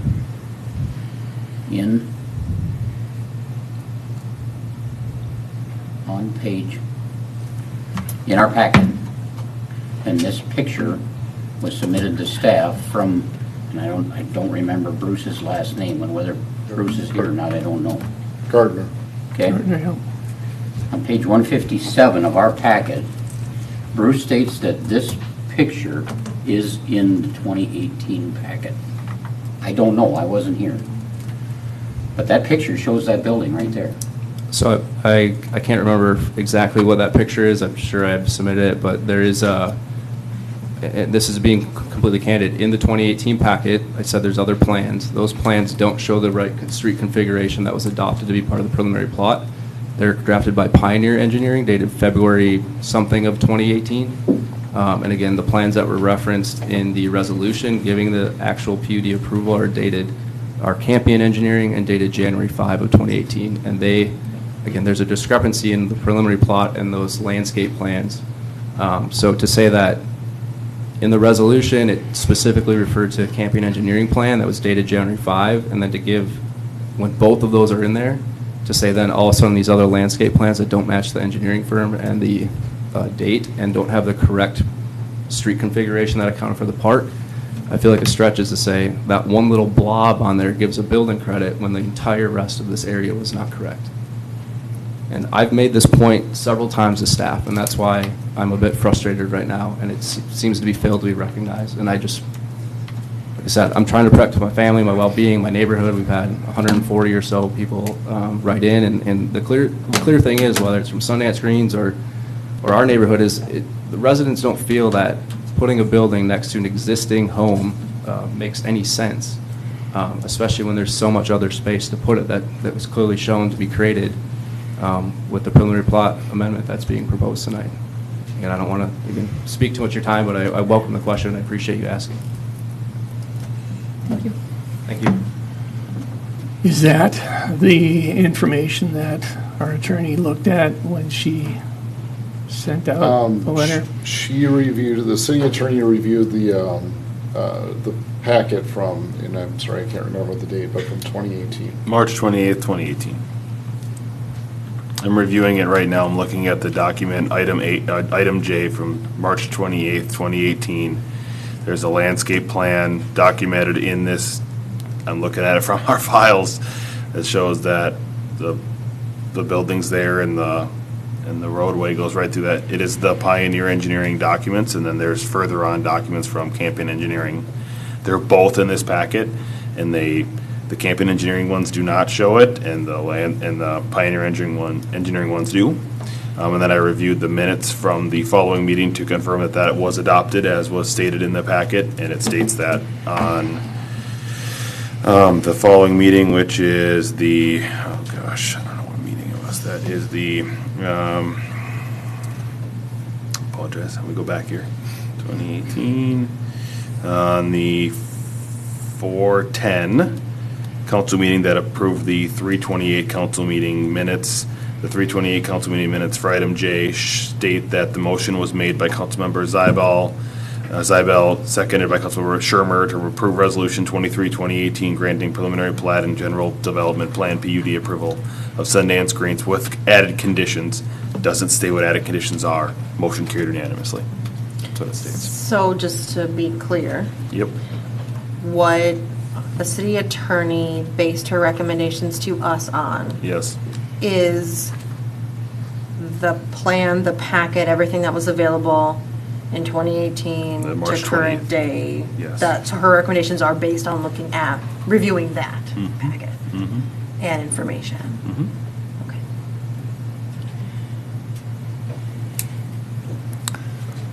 Come on up.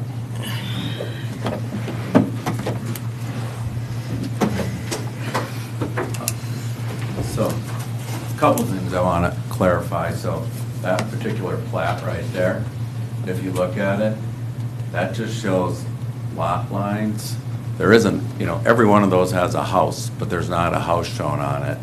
So we wouldn't show the building on that because the golf course is like one lot, just like one of those little pieces that you can put a building on.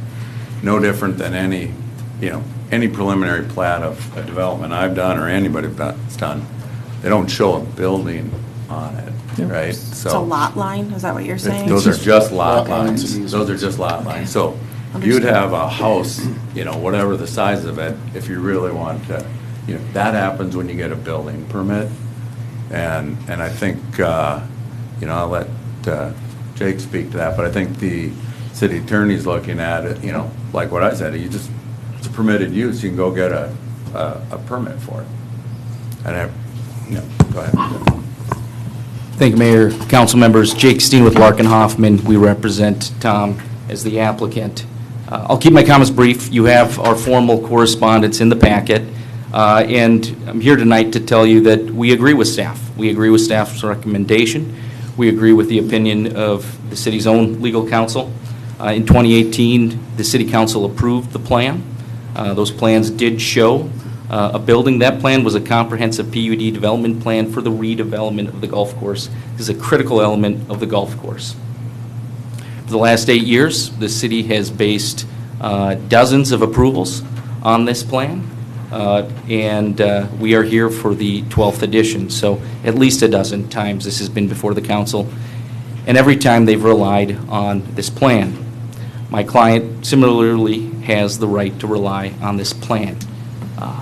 And as Tom mentioned, we think this is a better product tonight and a better project because of the feedback of the Planning Commission. It's not at a small cost to my client, but You're referring to the new shift, position. Yeah. to shifting the building. We didn't believe we initially could remove and move the location of that retention pond. I guess anything's possible with engineering.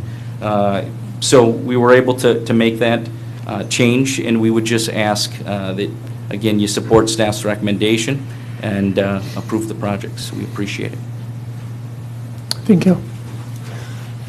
Come on up.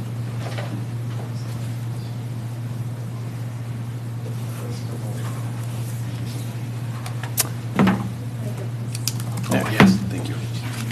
Name and address? Hi, my name is Lisa Suppelt. I live at 11534 Brayburn Trail. Okay. Good evening, Mayor and council members. Thank you so much for your time, for listening to my thoughts and feelings on the matter. 6 years ago, as an engaged couple, we were looking for a place to call our forever home. We chose the city of Dayton as a compromise between how we both grew up. My husband grew up in a small town in central Minnesota, and I grew up just over in Brooklyn Park. When we came across Dayton, it seemed like the perfect mix of small town living while still being close to a Target. Fast forward to today, we have happily called Dayton our home for 6 years. We are raising our 2-year-old daughter with another baby on the way. I play with my daughter outside every day in our backyard, enjoying the quietness of Dayton, the scenery of Sundance Golf Course, and the fresh air of country living. Every day since moving here, I have been grateful that we chose Dayton. I have even convinced friends to move to Dayton because I love it here so much. When I sit outside on our patio and I watch my daughter play in her playhouse, knowing that it will directly face where the proposed maintenance building will be, it genuinely breaks my heart. I grieve knowing that the sounds of my daughter's laughter as she plays with her water table on our deck could be drowned out by trucks going by. I'm saddened by the idea that instead of waking up and seeing the beautiful green space we fell in love with, I could wake up and just see a building. This ongoing issue has honestly taken away from the stability and peace of our home life. Instead of simply enjoying our summer with our daughter and prepping to welcome another baby, we have been distressed about what the future of our home will look like. I know we are just one family in Dayton, but I believe families like us are exactly who these decisions should be made with in mind.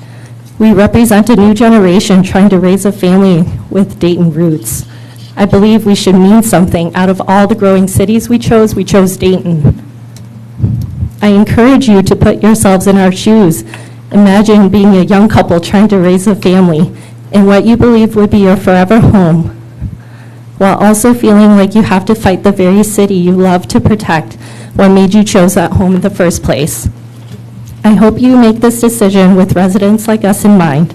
We decided on Dayton because we wanted to raise our children in a safe, peaceful neighborhood. We picked Dayton because we loved what Dayton represented. I ask you to put as much thought into this proposal as we did when we were designing our home.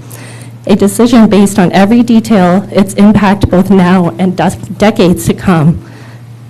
I hope you will make a decision that allows families like ours to continue loving it here. Thank you. Thank you. Anybody else? Okay. Any more questions for staff or the applicant? I have a question for Mayor, members of council, I do have one online? one person online Okay. that'd like to speak. Is that okay? Yep. Okay. Natalie, you are able to unmute yourself and state your name and address for the record, please. Certainly. Natalie Miller. I am at 11529 Polaris Lane. I am a neighbor in the Brayburn development. So I'm not new to the Planning Commission. I've spoken several times. I think, what I would like to ask of the council is, similar to our neighbors, is to really think about what we're asking here. The plan that was presented tonight is not the same plan that was presented at public hearings. During this process, the building has been moved, it's been changed, it has been resized, it has had multiple changes for which none of us had the visibility for what it is today. I personally saw this week out on the golf course them staking and looking at this and measuring from the homes. And I could clearly see this where they were going to put this building from my bedroom window of my home. I also have noted on this new design that the footprint itself has expanded. You're looking at you have the same building with more height and more space for driveways and turnarounds and other outdoor places. The other thing that was noted that has been of question for many neighbors in here is also around the outdoor fuel storage, as well as the fact that this building will not only house fuel storage, but it will also house fertilizer. You will note when you look at this, there is a beautiful wetland to the north, which Mr. Dean is looking to put this property next to and fill in the swale that basically helps the water shed from our home. The homeowners that live in those 3 properties along Polaris Lane, currently, including myself, have faced many water issues with the water table in that area. And I have deep concerns about what will happen if all of a sudden the swale that basically helps protect our homes is now been backfilled with a bunch of dirt and things have been moved. So this proposal changes everything at every hearing. And, you know, as it's been mentioned many times, this is part of a larger expansion for Sundance Greens. It is known that the applicant's expansion plans have been public since the December 2019 CCX media article, and the maintenance building is being relocated to the current site because they feel they cannot accommodate it in the existing site. Yet, in the existing site, they plan on expanding the parking lot, which, again, we're prioritizing parking for a commercial business over the residents of Brayburn Trails. When I look at this, I feel like the applicant is taking advantage of the PUD amendment and this jurisdiction for his commercial interests, as well as the other owner of the golf course. I also do not believe that this is the appropriate place for a commercial building, which is what this is. This is not a community building. This is not a park building. This is a commercial building that we're asking that has no connection to the main commercial buildings for which it is supporting. I do not agree with how you are planning to fill the swale. I believe that there should be some additional DNR and other studies for the impact to that. There is a note from the city engineers, a June 26 letter that states that the Elm Creek watershed approval must be obtained before any site grading. And so we need to understand the impact, because these are in fact DNR protected wetlands that we are going to be putting this building adjacent to. We also have species of animals such as pheasants and trumpeter swans and other animals that we need to consider. I would really sincerely hope that the council would consider this building a commercial building and request that Mr. Dean, in the space that he has, reappropriate that building in the right place. I stand by my neighbors, and I honestly think this is completely the wrong move. All right, thank you. Anybody else? Sorry. Apologize, Mayor. I'm not used to running this thing. So. Yeah, it's okay. We got nobody else, Mayor, Council. Apologize. Anybody else have any comments? You want to address anything? Me? No, I mean, we're not filling the swale, He's moving it. moving it. Yeah. I think it'll all be, everything's engineer approved, you know, we can come do it without. I guess the one question I think I have is,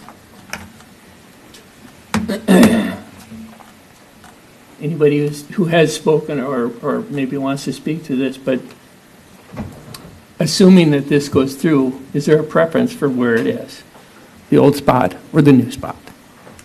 That's kind of where we are, because I think one way or another, this thing's been approved and it's going to go in.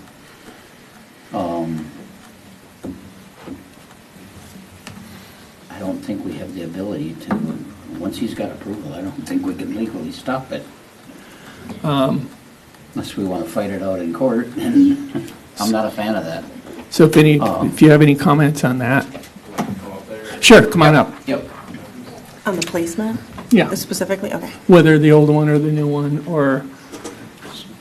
Unfortunately, not everybody's going to be happy, no matter what we do. Understood. Yeah, but I think we need to set this up for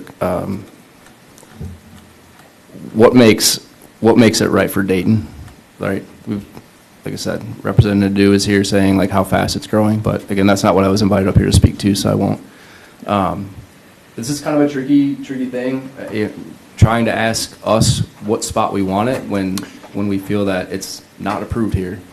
There's negatives to both, and I think the thing that we want is we want the 50-foot setback, and we want the doors and the parking maneuvering areas on the south side and not on the north side. Yeah, he's already offered to do that At this location. at this new location. This new location, because As he of can't make the tonight. other location work, because he put a green in there last summer.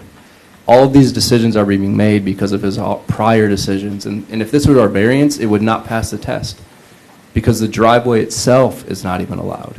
That's what we're skipping over here. It's a second part access on a parcel.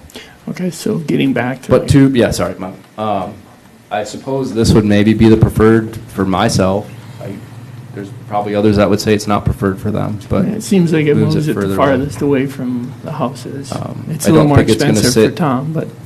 It's gonna be higher. It's going to be higher Already because admitted. the Elm Creek watershed already said it had to be higher than what he originally proposed. So I'm not sure where the public benefit is coming in here, and that's where you guys have authority, and I just want to make one thing clear. The prior approval, with how questionable it is, it doesn't necessarily mean it's approved, because it's still a PUD, and it's 100.10 and 100.1.28, and maybe I'm wrong, but that seems to be the understanding. Those are listed in the staff report. So I'll conclude with that, and I suppose if anybody else wants to speak to it, if they disagree with mine, but this location is probably better than the other one. Than the other one. But two bad locations don't make a good one.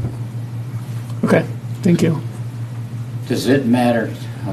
Mayor, Council, you have Natalie who'd like to speak again. Okay. Would like to- Is it on? Okay. On Zoom. Oh, yeah, on Zoom. Natalie, you may unmute yourself. So I understand like Eric's perspective too, right? But then you have to look at the perspective of everybody on the other side with the parking and all of that, and that's what we're faced with. So like the idea was that I believe that the parking and all of that was originally on the south side, and now that's all been moved to the east side. So we're faced with like different challenges as far as like what this looks like in masking it. So we're going to have industrial views, industrial lights, like we're going to have things that are going to be in our home from a building permit that is not part of this, that we don't get to talk about, that we know is there. So for me, obviously you're pushing it further out, which is great for being away from the homes, but you're also inserting new problems for other homeowners along the way.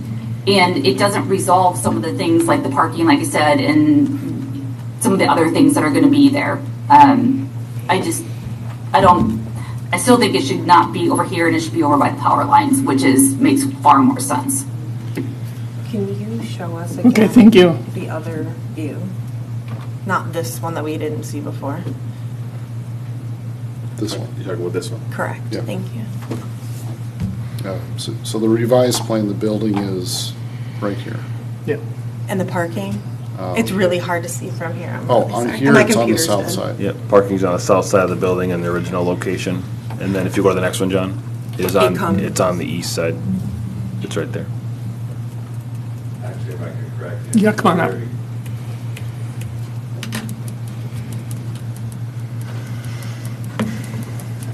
From the very beginning, after when we moved it to the south, we've had the parking on the east just for cars, and then on the garage doors, we just need, it's gonna be asphalt, but we need to get in and out of the area. So we have not changed that plan. The height hasn't changed.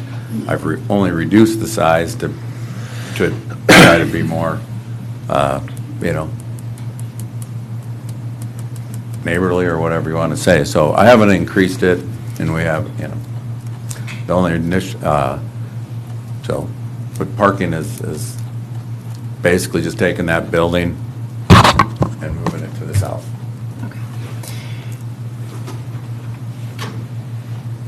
Can I make a? Yeah, sure. Are we done is there discussing more? this? Anybody else have any? I have a statement and then a motion. Questions? Anything? Not a question. Well, I did have a question for Jason, and I think this will bear out as the building permit piece of it comes into play. Moving the pond doesn't cause any heartburn for you? I mean, as long as they satisfy all the rules and can meet the requirements. It sounds on their preliminary, I did speak with their engineer today. His preliminary review and layout, he seems confident he can accomplish what's needed to satisfy rules. So as long as he's meeting all the requirements, then yes, it'd be acceptable. All right, thank you. Sarah, you've been incredibly quiet all night. Mm-hmm. I love it, I love it. So I'll make a comment. I don't want anybody to be under the impression that we're taking this lightly. Anybody that knows me at all in my time here, I read every line of every page of every packet that we get. So all the letters, the petitions, the plans, the changes, and so on. I also watch all of the meetings, the Planning Commission, the parks, and so on. So I guess for me, I'm not always the one that talks the most here, but well, maybe that's not true of every day, but most often. My point is that I've spent a lot of time reviewing this as well. Eric, I think you've gone to an incredible amount of work to dig up the things that you have. I think those were all very helpful from a historical perspective. For me, at the end of the day, I'm rolling with our city attorney's legal opinion that this was approved. At the time, I know you don't agree with that. That's where I feel I need to be at on it. So then the conversation around it really is how to make the best of it. I give Tom a lot of credit for being here. We don't get this out of most of the developers we work with. He's here to work with us. I think he's sincere when he says he wants to be a good neighbor, and I think a lot of the things that he's done, especially including moving the building, which he's shown us tonight, is evidence that he's doing everything that he can. If you get past the idea that the building shouldn't exist at all, and I know some of you won't, I think that this is what's being shown here as an alternate on that is probably as good a compromise as we can get, given the city's position of not really being in a position to approve or deny this building. What's in front of us is revisions to the 12th edition, some zoning changes that go along with that, and the reconfiguring of those homes from what they were shown on the original plat. And so I think for me, I think we've gotten to as good a place as we can get to on this, and I'm happy to move forward. Any other comments? I'm gonna add that this item is over 250 pages on a 378 page packet. I mean, I've never seen this in my 10 years here, that where one issue is over 2/3 of the packet. It's incredible. I mean, I'll just say, 30 seconds. I agree that the original 2018 approval is muddy, and I don't like that. And I think that is indicative, I mean, that's happened to us many times now, where we go back and it is unclear, or things, you have two things that contradict each other. Which one is the truth? So I personally think it's a little muddier, but at the end of the day, we hire legal counsel for a reason, and our legal counsel gave us their opinion, and you pay experts, and arguably you take their expert advice. If anything else, I would like us and our current planning commission to learn from this and to not approve muddy things where in an approval some things show one thing and another that has to stop, and we have to have cleaner, more obvious things. And when we have conditions and they have to be laid out in the minutes, they have to be laid out in the approvals. We have now run into many things where we are dealing with poor decisions in the past and we have to do better. Crap, yep. Yeah. Data management. And I personally don't think it's clear that it was approved, but I think I'm the minority in this, so. Well, I mean, our attorney made a very strong, it was even stronger than the letter she sent out to the planning commission. So Yeah. to me, that's what we're stuck with. Yeah. Do I think this is a good spot for it? No, I don't. Business-wise, I can't answer that, but it is close proximity to homes, but this, it was there, according to our attorney, and that's what we have. I think it's definitely there. Another neighbor gave us his picture and it's his information. Yeah. It's a tough job. I don't doubt there's some points to be made on both sides, but Yep. I agree that, yeah. We're Okay. okay with the rest of it, is there any? The rest of it, I think, is. I mean, you want to build less homes, that's shocking, so. There's that. There are some wins, sometimes we take those. This is a Yeah, tough job, it's- take the win. It's hard, I mean, for us, it's hard because we're given any answer that nobody's gonna like. You shouldn't say nobody. Obviously, Tom wants to get going on this, but it's not, it's not pretty. We've had quite a few of those in the past couple of years. All right. All right. Mr. Mayor, may I make a motion? Go ahead. I'll make a motion to approve the new design that Tom brought tonight, falling in line with our legal advice. And the other amendments as stated in that packet. Is that a good enough motion? Yes, I've got one Oh. correction Oh, go ahead. after it's second. Oh, I guess. all right, I do need a second. I'll second it. Okay. Thank you. So there's some minor corrections that are needed in the development agreement related to credits that were agreed to in 2018 that are not written in the draft development agreement. There's also a minor correction in the resolution related to credits towards park dedication fees that aren't written there. So I need to do a little bit of research in that, and then I'll correct those in the resolution. They're for the DA? Or what are they for? Yes. the Yeah, DA. so the Okay, we're not approving that. You are. are approving the You are. DA. Oh, it's in there? tonight. Well, Yep. then how do we swing that? If we don't know what they Yeah, are. how do we swing that if we don't know what they are?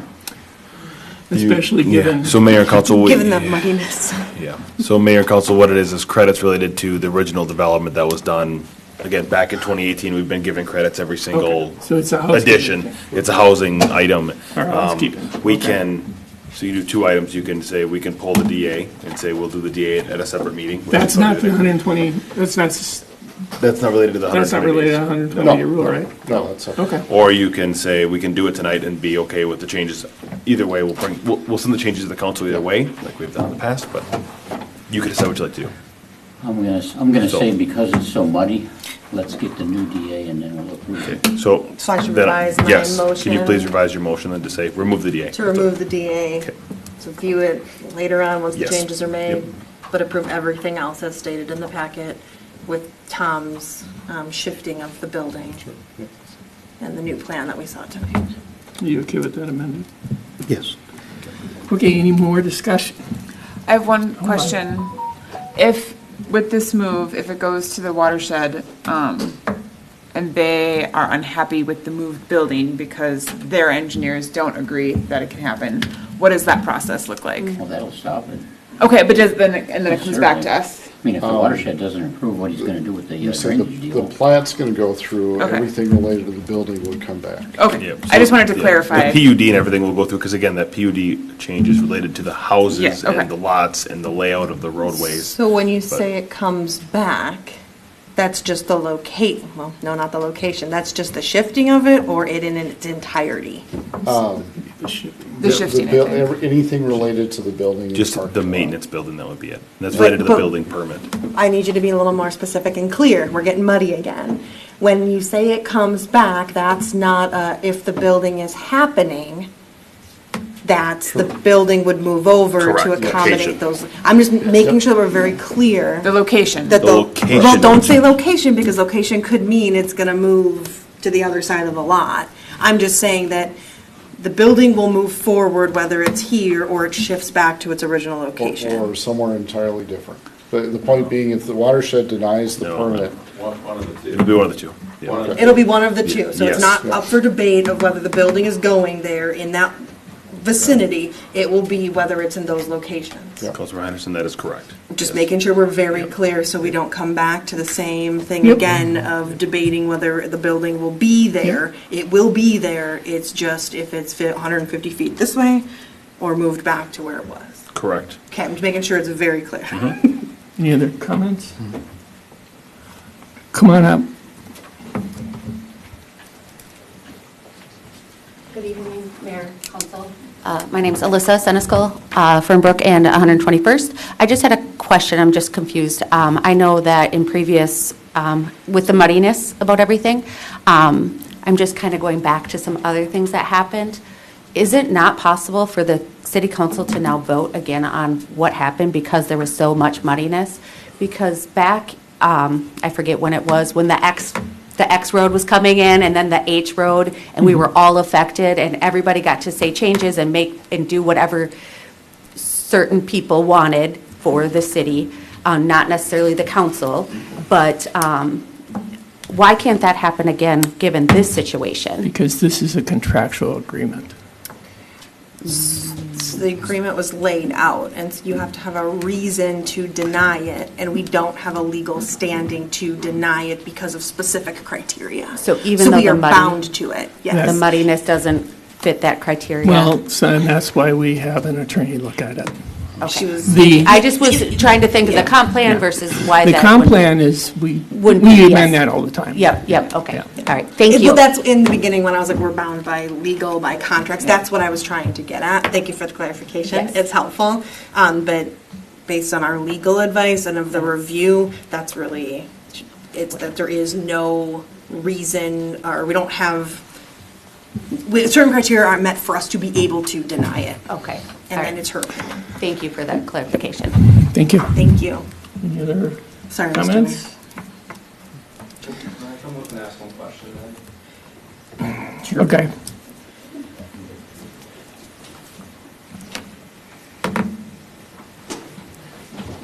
What the heck, hey? Thanks for letting me up here. The PUD Resolution 23-2018, yes, it's an agreement. That agreement says that this has to come before a final development plan PUD. It seems to me like that's a secondary review of this. It's mentioned in the staff report from 23-28, from March 28th, 2018 as well. I'm just offering that out there as maybe that was missed as some sort of secondary review process that allows you guys to prevent exactly what's happening here. Somebody proposing to completely redesign the neighborhood, take away future residential lots, and then stick a maintenance building where there's already residential. The one neighborhood he didn't design and develop around the neighborhood, and to preserve his current maintenance building location so that he can put up a banquet hall and expand his parking for financial gain. And I feel like that's exactly what you guys have the ability to do, just as a fellow neighbor just spoke about. So that's all I have. I'll just leave my name up here, and I'll leave do the courtesy of leaving you guys this up there as well. Okay, thank you. Thank you. Did you want to address that, John? no. Okay. My motion is on the table. Yep. Okay, we got a motion, we got a second. No more discussion. All those in favor say aye. Aye. Aye. All those opposed say no. No. That carries 4-1. Sarah, do you have a reason why you're saying no? You do have to state a reason. I do have to state a reason. I don't think that the PUD was clear enough, and I appreciate our lawyer's opinion, but I think it was not clear that the building location has to be there. As said, they show property lines, they don't show locations of buildings, and so approving a building within a property is not the same as saying that it had to be in that specific spot. Okay, thank you. Okay. We are on to item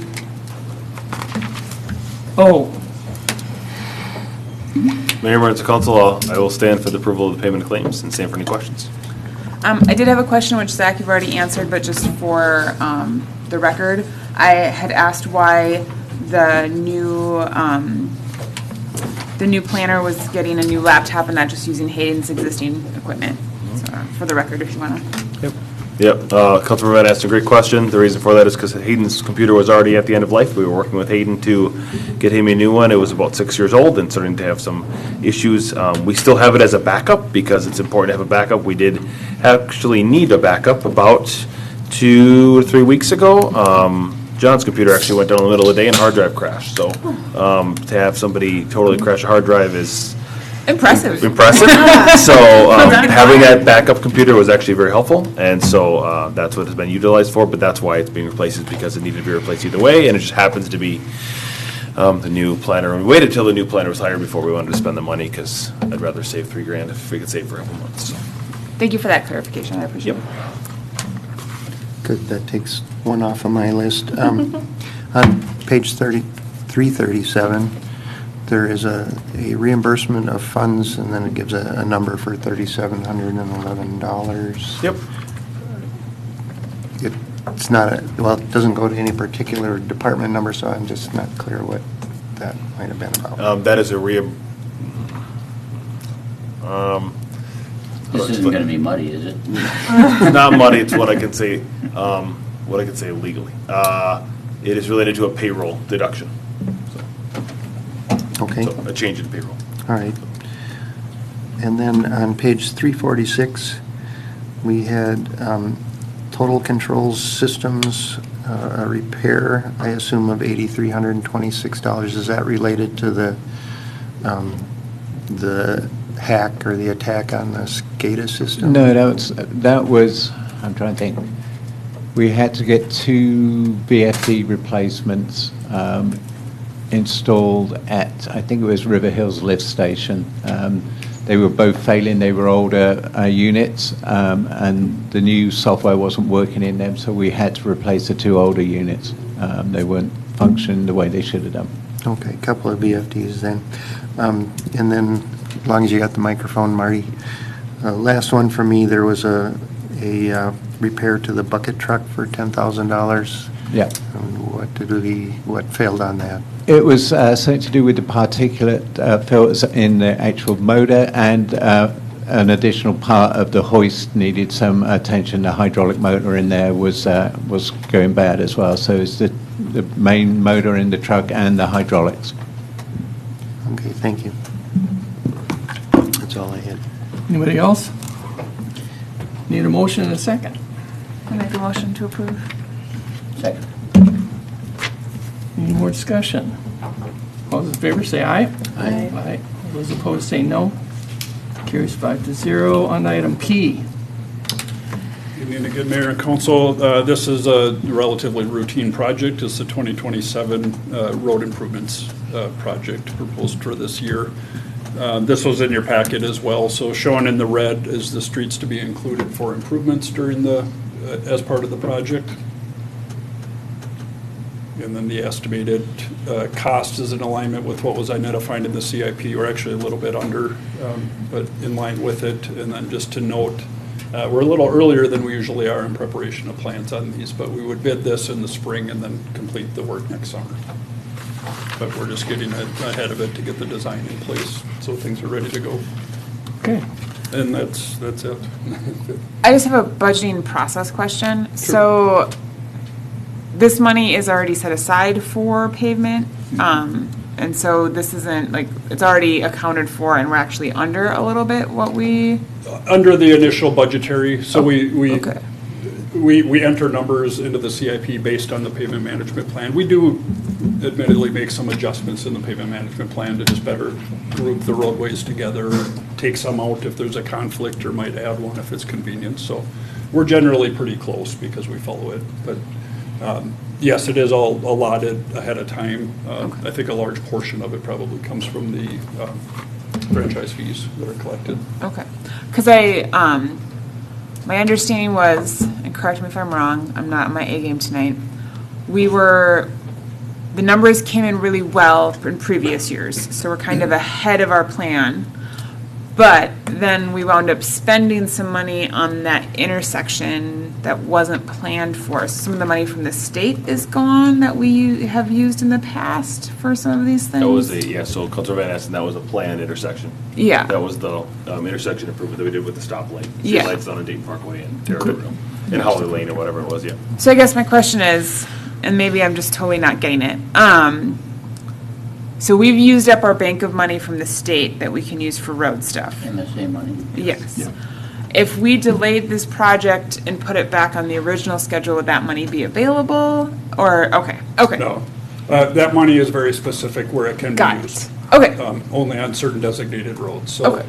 I'll say most often, nearly all, there's some exceptions. Those dollars cannot be used on these projects. Got it. Thank you for that There are clarification. some exceptions, but that's usually the case. Yeah, to confirm, we did use those dollars on South The Diamond South Lake Diamond Road Lake. because Yeah. that is an MSA eligible roadway Got that we it. have identified. Okay.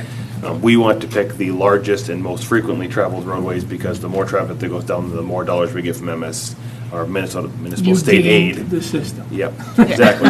Play the system because everyone gets money and you might as well get the most money you can, so. We used math to our advantage. Yes, ma'am. Yes. Correct. Population and traffic levels Yes. are the two factors, so. Okay. You Okay. can't control the Any population. other questions about this? No, thank you for. I had a question related to the area south of South Diamond Lake Road. I forgot the name of the district. Right, yeah. South Diamond Lake Trail. Farthest to the left there. So my initial question was, I was wondering why that was on there, but I went over and drove it, and now I'm not wondering why anymore. But, so my question is that one of the roads we chip sealed and fogged That and one we kind of? had not, no. But there's something that's peeling off of it. That could be, there might be some. Yeah, I think there was just a Is it- general chip seal done a number of years ago. Oh, was, That okay. wasn't recent. Yeah, that wasn't It was part of the not recent- part of the recent Is fog seal one. That's like a Experiment that we did, yeah. 22-year-old road or something like that? Yeah, something like that. Yeah. Yeah. It was just going in when I started here, so it was probably 21, 22 years. Okay, well, good. I was just curious when that chip seal Oh, was sure, done, because yeah, that's failing as well Yeah, as the I haven't road, looked but, close yeah. enough. Apparently, it's been on there quite a while. That's all I have. I'll make a motion to approve. Okay.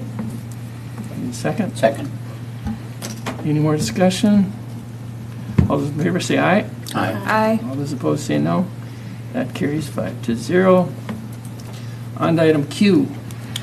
A very related item here, and Councilmember Van Esten already gave a little bit of a preload to this one. So, as mentioned, we do follow the pavement management plan to guide these projects. The current one that we're using was prepared in 2023, and that was to identify projects for 2024 through 2028. And I just put a couple graphics in here to give an idea of what comes out of the plan or what it entails. So on the right, there's an evaluation done. There's a truck that drives all of the roads, uses a bunch of sonar and cameras and different criteria to develop ratings for the roadway, and then that's mapped using colors, as you can see on the right. So that's the starting point, is the existing condition. Then being the criteria, or using the criteria we set for different treatments and different strategies to improve the roadways, which is seen by the decision tree on the left. It goes through a series of those, and then the program basically evaluates and determines appropriate projects to improve the system, so. Is And it- then, oh, I'm sorry, go ahead. Oh, I noticed in there that the resolution was a millimeter. Is that depth and width? or- I'm sorry, the what? The resolution of the mapping? Don't worry about it. I was just curious. Oh, sorry, I'm not following. The mapping of the You're talking Is it on the about slide, surface, or? the surface defects and Oh, like the accuracy of how, oh, yeah, it's very accurate. Yeah, it measures the gap in the cracks, like how wide the cracks are. Right. So, yeah, it's like a very high-resolution camera that takes the information. And a lot of equipment on it, one very expensive truck. I suspected so, yeah.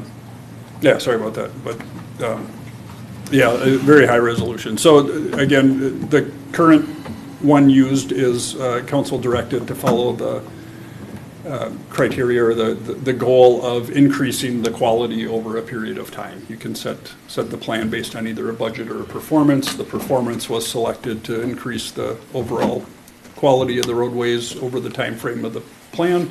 So on the right is the plan or the projects that were identified for that 5-year period. And as mentioned, the projects 24, 25, 26, and proposed, and I'll say now planned, since the last item passed, projects all follow these. As mentioned, we are ahead of schedule because we had very favorable pricing 2 of the years. So we actually increased scope. We ran a second project and we increased scope those years to get more of it accomplished for the same amount, if you will. So this 2027 essentially satisfies all of the roads that were included in the plan. There's a couple exceptions, like Balsam we're holding off because there's some planned development on there. We don't want to overlay it if it's going to be disturbed in the near future. So there's some tweaks, but for the most part it's satisfied. So we are recommending that the plan be updated. This is on schedule anyway. It is recommended to update every 3 to 4 years anyway, even though there's additional plan just to keep it fresh and to keep things accounted for. So, and again, the recommendation would be to accept the plan, and then the new evaluation would be completed later this summer after we complete. Well, I guess the project's already complete, so later this summer to make sure all of the work for the year is done, and then we'd get it as fresh as possible, and then the plan would be implemented next year. So I know we talked about this last time, but what is the point of the right-of-way imaging? I mean, It's some cities like, so a couple reasons, just to have it up to date. Now, free information is available and it's always improving. So, I mean, Google or other street views are getting better and better resolution. But it is sometimes very helpful for inventorying. So the data, literally people can just go down the road and count signs and trees and inventory different things and get approximate placements. Other than that, I mean. So it basically captures and stores video for later use? Yeah, it would be much like Google Street View. Okay. Yeah, so it would just be in a very much up-to-date and a personalized. Again, I mean, the truck's out there, so it's not a significant additional cost, but in my opinion, you already have pretty good information available for free, so. Okay, so if this was coming out of your pocket, you probably wouldn't do it? I'd skip it. Okay. That's what I wanted to hear. That's what I wanted to hear. You had me until I seen the 41. I don't know, I probably should have reviewed with the rest of staff. No, again, we talked about this last time, and Yeah, it's, some cities do really appreciate it, so a lot of people do it, because that's actually a very cheap way of getting it, since you're driving all the streets anyway. Yeah. But Yeah, Mayor and Council, if we didn't have the information, I would say, please do that, because it's gonna cost us way more than $4,400 to send somebody out. Every time Inventory, you- yeah. every single, what do you wanna call it, like phone, thing, we got every hydrant, it's gonna take us more than that, but because we have such good records, I don't Yeah. see why it would be needed. So just real quick question, Jason, just so I'm clear, the $41,000 would include photographs of utility boxes and their condition? So, does that include it in there? The data is collected Okay. with the process. Yeah. Yes. The data is not necessarily processed and provided for the 41,000. That would probably be included with the 4,000 additional. But Does the EDA want to pay for that out of their budget then? You'd have to I ask have not CDA. asked. okay. All right, if we, motion and a second would be good. I'll make the motion For the base? for the base. For the base. Okay. I'll second. No, let's do the optional instead of the base. Just pictures? Just pictures. Okay, any discussion, any more discussion? This is another study. I hate these things. Well, this is basically a measurement. Yeah, Councilor Solana, this is the how we got the pavement management plan to begin with in '23. I know. It's not a study, it gives us actual information and it will spit out and say, here's what road you should do. And we actually do have quite a few, additional roads, although those should be in good shape, you would hope. Yeah, I don't know if. Marty and I can drive around the road. Oh, I think well, maybe not. I was thinking in your packet it did identify which roads are new, but, Yeah, it did somewhere, okay, I think there was one where they were distinguished, but. but, No, Stupid I question. think this has been a really good program. I'm happy that we implemented it. It was kind of, our first go-around in inventorying our roads and having real data to determine condition and put together a plan for maintaining them. And this is just continuing that plan, and I'm just as much in favor of it now as I was then. And also, I have an obligation. My dad was a civil engineer. I've probably said that before. He's not around anymore, but he can haunt me if I make bad decisions about roads. So this is a good decision. Dennis, you kind of made it as a joke about the new roads should be in good condition. Are there warranties on that? Like if someone built a new, okay, so this could catch that. 1 year after acceptance. Okay. Yeah. 1 year. Final 1 year, acceptance. yeah, so in other words. Which final acceptance is often 2 to 3 to 4 years after construction. Yeah. Mayor and council, they typically stay a while in before they get final lift, because we want the construction traffic to go over them. We want them to get beat up. We want them to have all that stuff before they get final pretty lift on them, because then you don't want to have the construction traffic driving over the pretty road. Last time we did this, we did have a number of roads that were new that were not in good condition, and the reason for that is because they only have one lift of pavement on them. So we said, well, it's because they don't have both lifts. So we did make some changes. And we said, took better care this year to make sure they did not include those roads. Yeah. They got a few of them that were not quite finished. Oh, yet, they so weren't checked out. They only have. So they're brand new roads that look terrible because they were. Because they weren't checked Because out. they're There was not no done. water course paving, and there was probably an inch of mud on them. I think I remember that. Yeah. Yeah, so there was a few of them that were pretty rough. We'll take care of that so it doesn't ruin the rating. So it actually looks correct. But this could catch that if Yes. we did have an issue. So my point is there's another value to this beyond us that it can help with catching things like that. So, Yep. okay. I'm This, fine with yeah, to me, this is not necessarily some subjective thing. It's actually a fairly analytical tool, it sounds like, so. We actually get good quantifiable numbers, which is good. Okay. So you have a motion and a second. Yep, any more discussion? All those in favor say aye. Okay. Anybody Take it. want to say no? Okay, 5-0. Item R.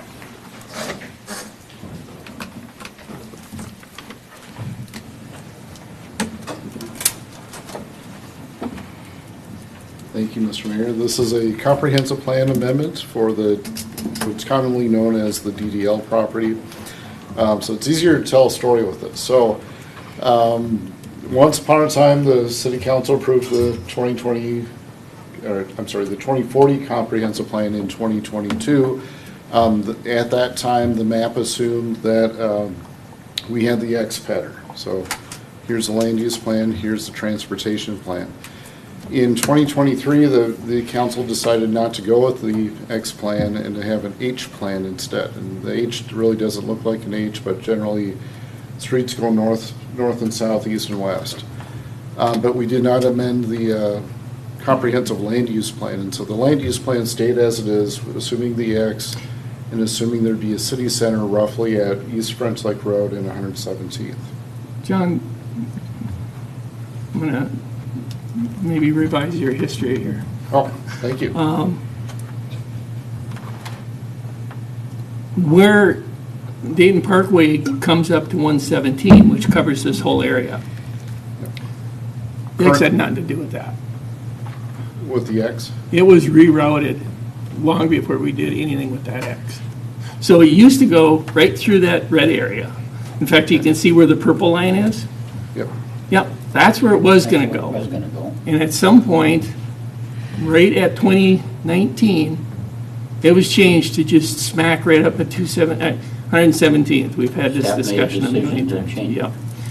That was long before the X was even pulled into a discussion. And the 2019 plan, I'm going to assume, is based on the Cubes project. Yes.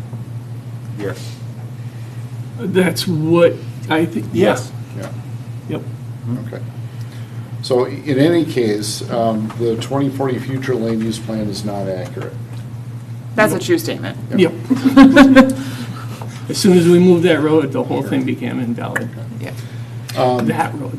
So today, we've got a proposal for an industrial project in this square area that is guided industrial, business park, and commercial.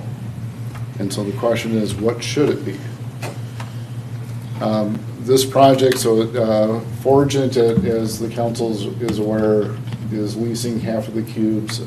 They are proposing an expansion on this location. That will come to the council next month. But because of the time it takes for a comprehensive plan amendment, we wanted to get a jump start on this a little ahead of time. Okay, so again, the point of this slide is to show that the city's intent for the future land use is not reflected in the future land use map.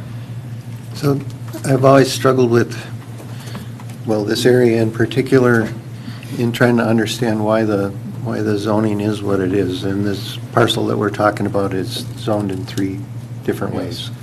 And is what Dennis said about the road crossing here? It used to go diagonally right through it. So those, like the red triangle there, that would have been on the opposite side of a road from the purple and the lighter. That one would have been, yep. The rest of it would have been split, yep. Because it never makes sense to me when a parcel is split in half in 2 different zoning districts, but maybe that's why in this case. Because of our fashion, it's related to the roadway placement. Yeah, okay.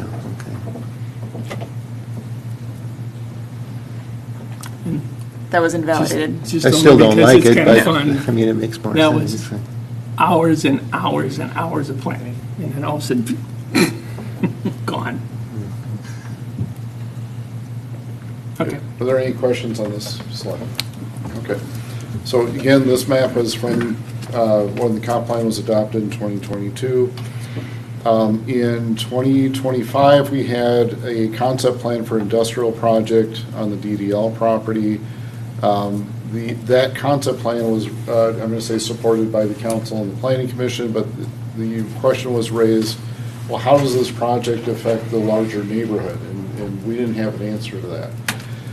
So in 2025, the council adopted a 6-month moratorium to look at land use and transportation planning, and that culminated in this map. This is not reflected in the comp plan, but the intention is to guide this area as industrial, this area as residential, whether single family or townhomes, and then mixed use, meaning it could be whether it's townhomes or single family or industrial, anything could fit.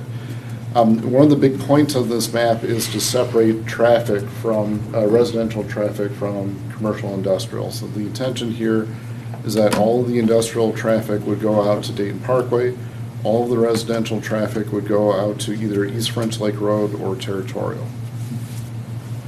Okay, so that is last year. So now this year, we've got a new industrial project that's proposed for one industrial building. This is a ghost plan of how the other land that's guided industrial could be developed, but the current project is just the square area. So the question before the council is, what should be shown on the comprehensive plan? Should it be industrial or business park? I mean, didn't we spend Industrial. all that time last year just to, it was industrial? Industrial. Yeah. This project fits both categories, industrial and business park. The developer is requesting industrial. It could be either way. The industrial gives the developer more options, whereas business park, it's more related to, I'm going to say, like office showrooms, for example, rather than manufacturing. So we said industrial last year. Yeah. They want industrial. Yep. I guess I'm confused So then why why are we we're even talking about having this conversation. When we looked at this plan, the thought was that development is going to happen so fast that it didn't make any sense to amend the comprehensive plan. Okay. And then that project went away. Okay. And just a long pause. So a year later, we've got a new project, still consistent with the 2025. To answer your question, yeah. The answer to your question is that we have to amend the comp plan Yes. to follow with what you guys want to do, Okay. because otherwise they can't build the prep. Well, then let's do it. Yeah, I make a motion to do what we Yeah. said we were going to do in 2025. a second. Any more Okay, I got that discussion? in 30 seconds. All those in favor say aye. Aye. Aye. All those opposed say no. All right, on to item S. Mayor and council, I stand for the resignation policy, just to clarify for everybody, I didn't even put a slide together, I don't think. Who's got questions? Any questions, otherwise? I'll make a motion to approve. Oh, wait. Stephanie, We'll give you discussion. You know that I'm gonna have an issue with that. I just asked and nobody spoke up. Scott, You talk too fast. all right, I need a second. Oh, Stephanie's got a question. Sarah, I know. All have a right, now we question. can discuss. Go ahead. So just correct me if I'm not understanding this correctly. The policy gives the ability to accept a voluntary resignation. Yes. To you, Yes. and we would essentially not know that it happened. You would know. I have to notify you. You'd notify us, but I didn't. We wouldn't It's know not, at the time. it's not clarified, it's not confirmed until an email comes from myself to the city council and delivered to you guys. Individually. Nope, I would just send it out as a. Right, but blank I cannot reply to the council. No, you can't. That's my issue. I think that because of where we've been over the past. So this is just for voluntary resignation. Right, Correct. but what we classify as a voluntary resignation, we have a track record to show that those are not always voluntary. That we've not accepted a couple or had people pull them back because we have the whole resign or we'll fire you kind of thing, and then they resign, and that's considered a voluntary resignation. It is not. it is not. It is not. Councilor Henderson, that's noted in the policy that if it's a volunteer, it's a either or like you can resign and or termination. If anything about termination is mentioned, it automatically goes to the council. And your concern is that it may be being done not obviously. Correct. And that there are some that we would never have had a discussion about, or we would never have known anything else about had they not come before this board. Or one of us would know about it, or two of us would know about it, but all five of us would not know about it, or know background information, or have the ability to have a discussion around certain ones. Was there any discussion, I went through it, but I don't know if I caught anything in regards to, let's say you had a voluntary resignation. You sent out an email. Yep. One or more of us contacted that individual and they said, I was pressured into it. Is there any recourse for the council? Well, that person can pull it back. Do they have time to pull it back? Yep, so they would have time with, well, I guess if it's immediate, I guess they wouldn't have time, but if they Oh, give isn't it their. like 7 days? If It's they're, 10 days. if they're 10 10 days. days Okay, time that's right. frame, then they would be able to pull it back. Yep. So if they contacted us, or we contacted them and Okay. check, we could say, pull that, we could advise them to pull it back and Correct. say, bring this to the council.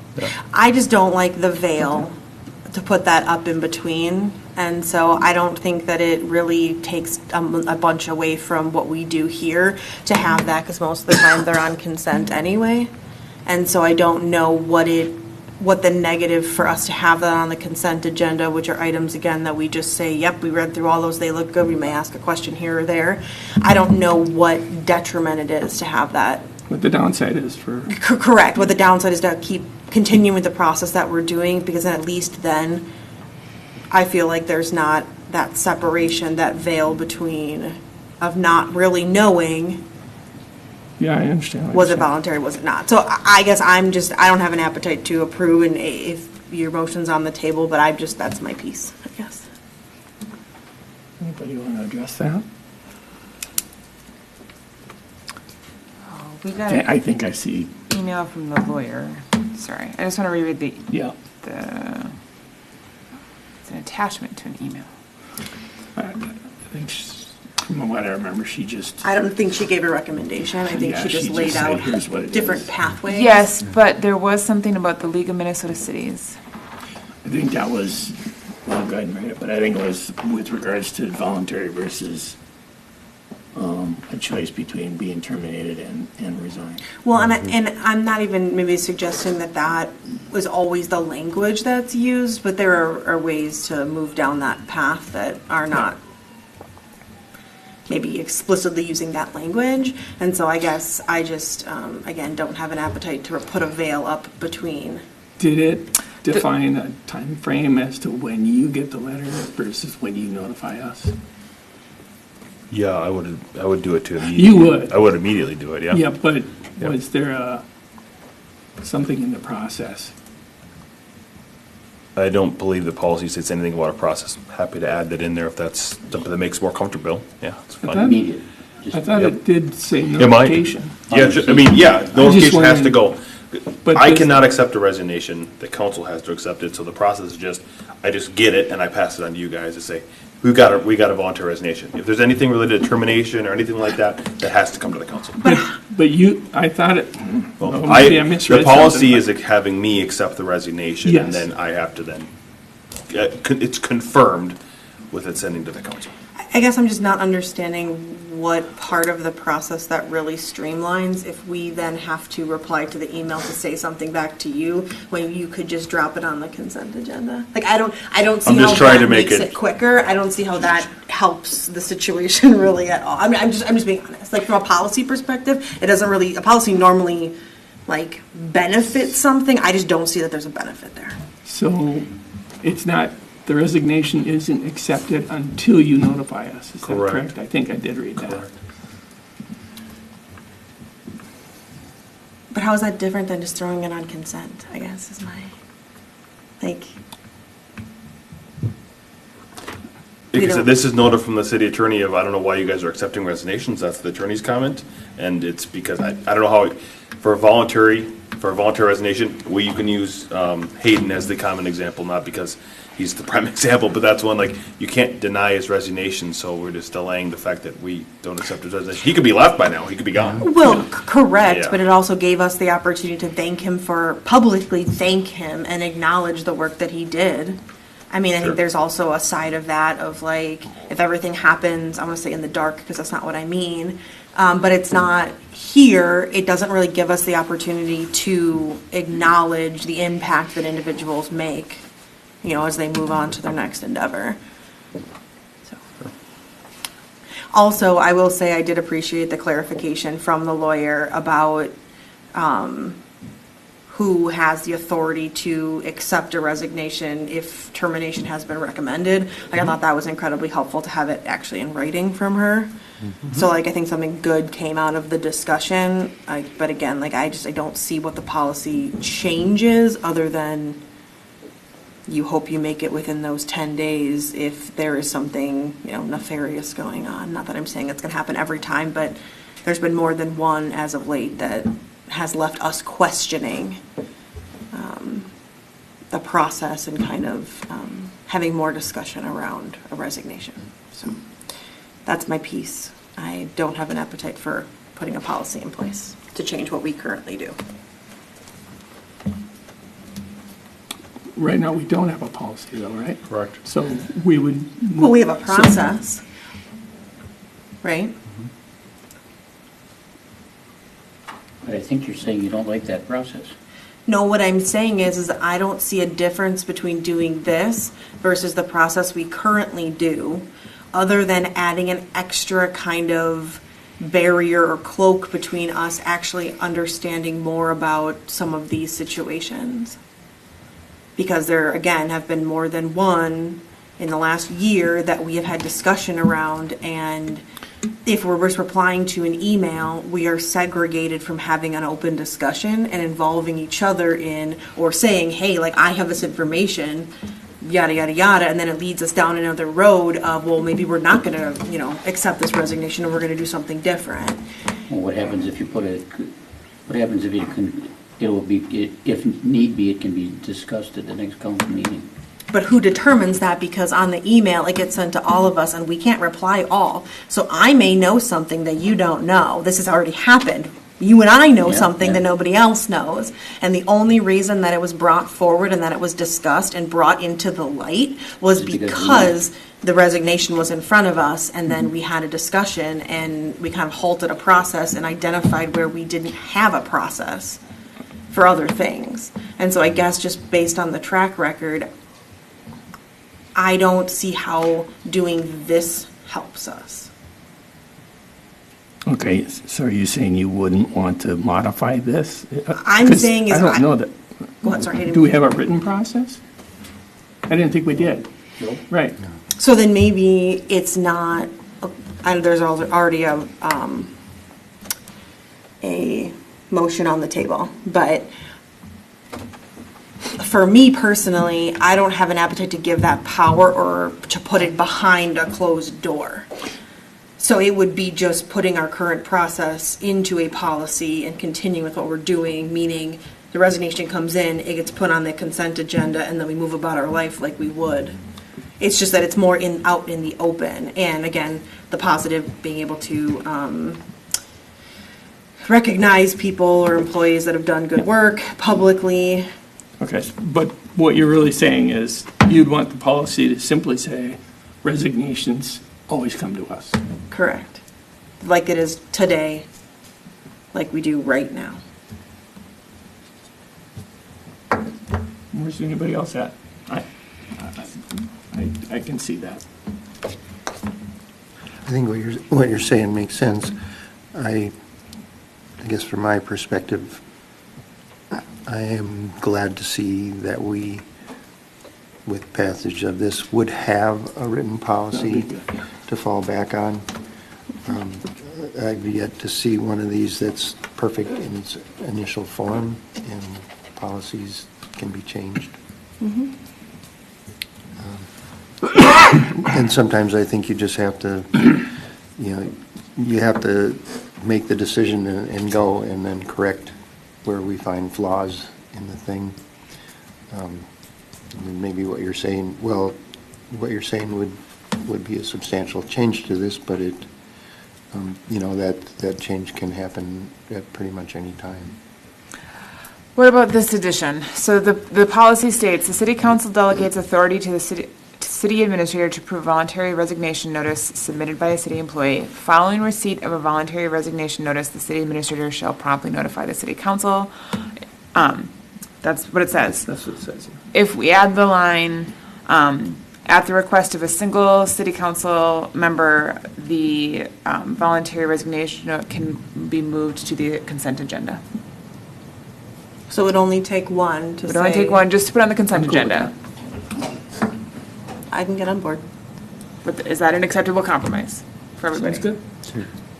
Is there a time frame? Is it's 10 days? 10 days was It's not a in the copy. policy, but it I is in thought the. I've seen some. It is, it's not in the Mayor and policy. council, it would follow their resignation. So if they Yeah. said, I'm giving a 2-week notice. Oh, okay. Yeah. They So would have to anytime then, in that- anytime in that 2-week 2 weeks, notice, yes, then they'd yeah. be able to say, oh, no, I want to Do we revoke, have or whatever the term a is. requirement for what proper notice is? In our personnel policy, it's related to 2 weeks. So And that's that's for the you to same get- for every That's position? the same for every position. That's correct.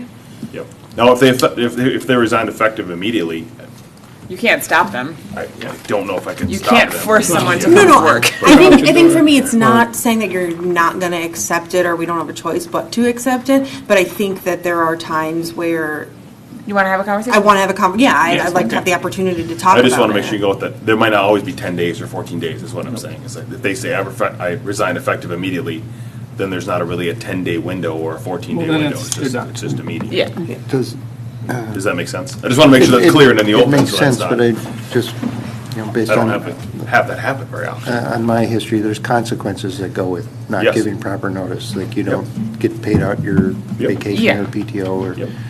but, I mean, it doesn't stop people from doing it if they really are compelled to say, I'm done today. Correct. But there are, I suppose that depends on which union contract you're looking at, but You got it. Okay. There's consequences. those things are there. So- So typically, we should have that time. Yes. So with that adjustment, we're good, right? Are you okay with that amendment? Yeah. And Sarah, you are? Yes, I made it. You did? Okay. Are you still good with it? I'm still good with it, yes. I have not changed my mind in the last minute. Okay, any more discussion? All those in favor say aye. Aye. All those opposed say no. That carries 5-0. And we are on to item T. What? That was. Oh, that's right, that's right. So it's very similar to item D, except it's a gambling permit for the Dayton Community Foundation instead of, well, yeah. Given I'm a member of that, I will be abstaining. I will also. So I will need a motion in a second. Motion to approve. Second. So, Dave, any discussion? All those in favor say aye. Aye. All those opposed say no. So that will be a 3-0 pass. Now we are on to nothing. I have one thing I want to mention before I take off. I did want to go back to the second quarter report. I was correct. It was a grant. It is the wellhead treatment grant that we got for the dollars related to that, which I thought it was because we don't get a lot of miscellaneous dollars into the water fund randomly. So I had a feeling it was a grant, but just wanted to confirm with the council so I don't have to follow up with an email. Find another $1 million. $4 million is what I got already. So I put a good plug in for us. If there are no objections, it would be adjourned. You're already adjourned. Okay. Hunter from here?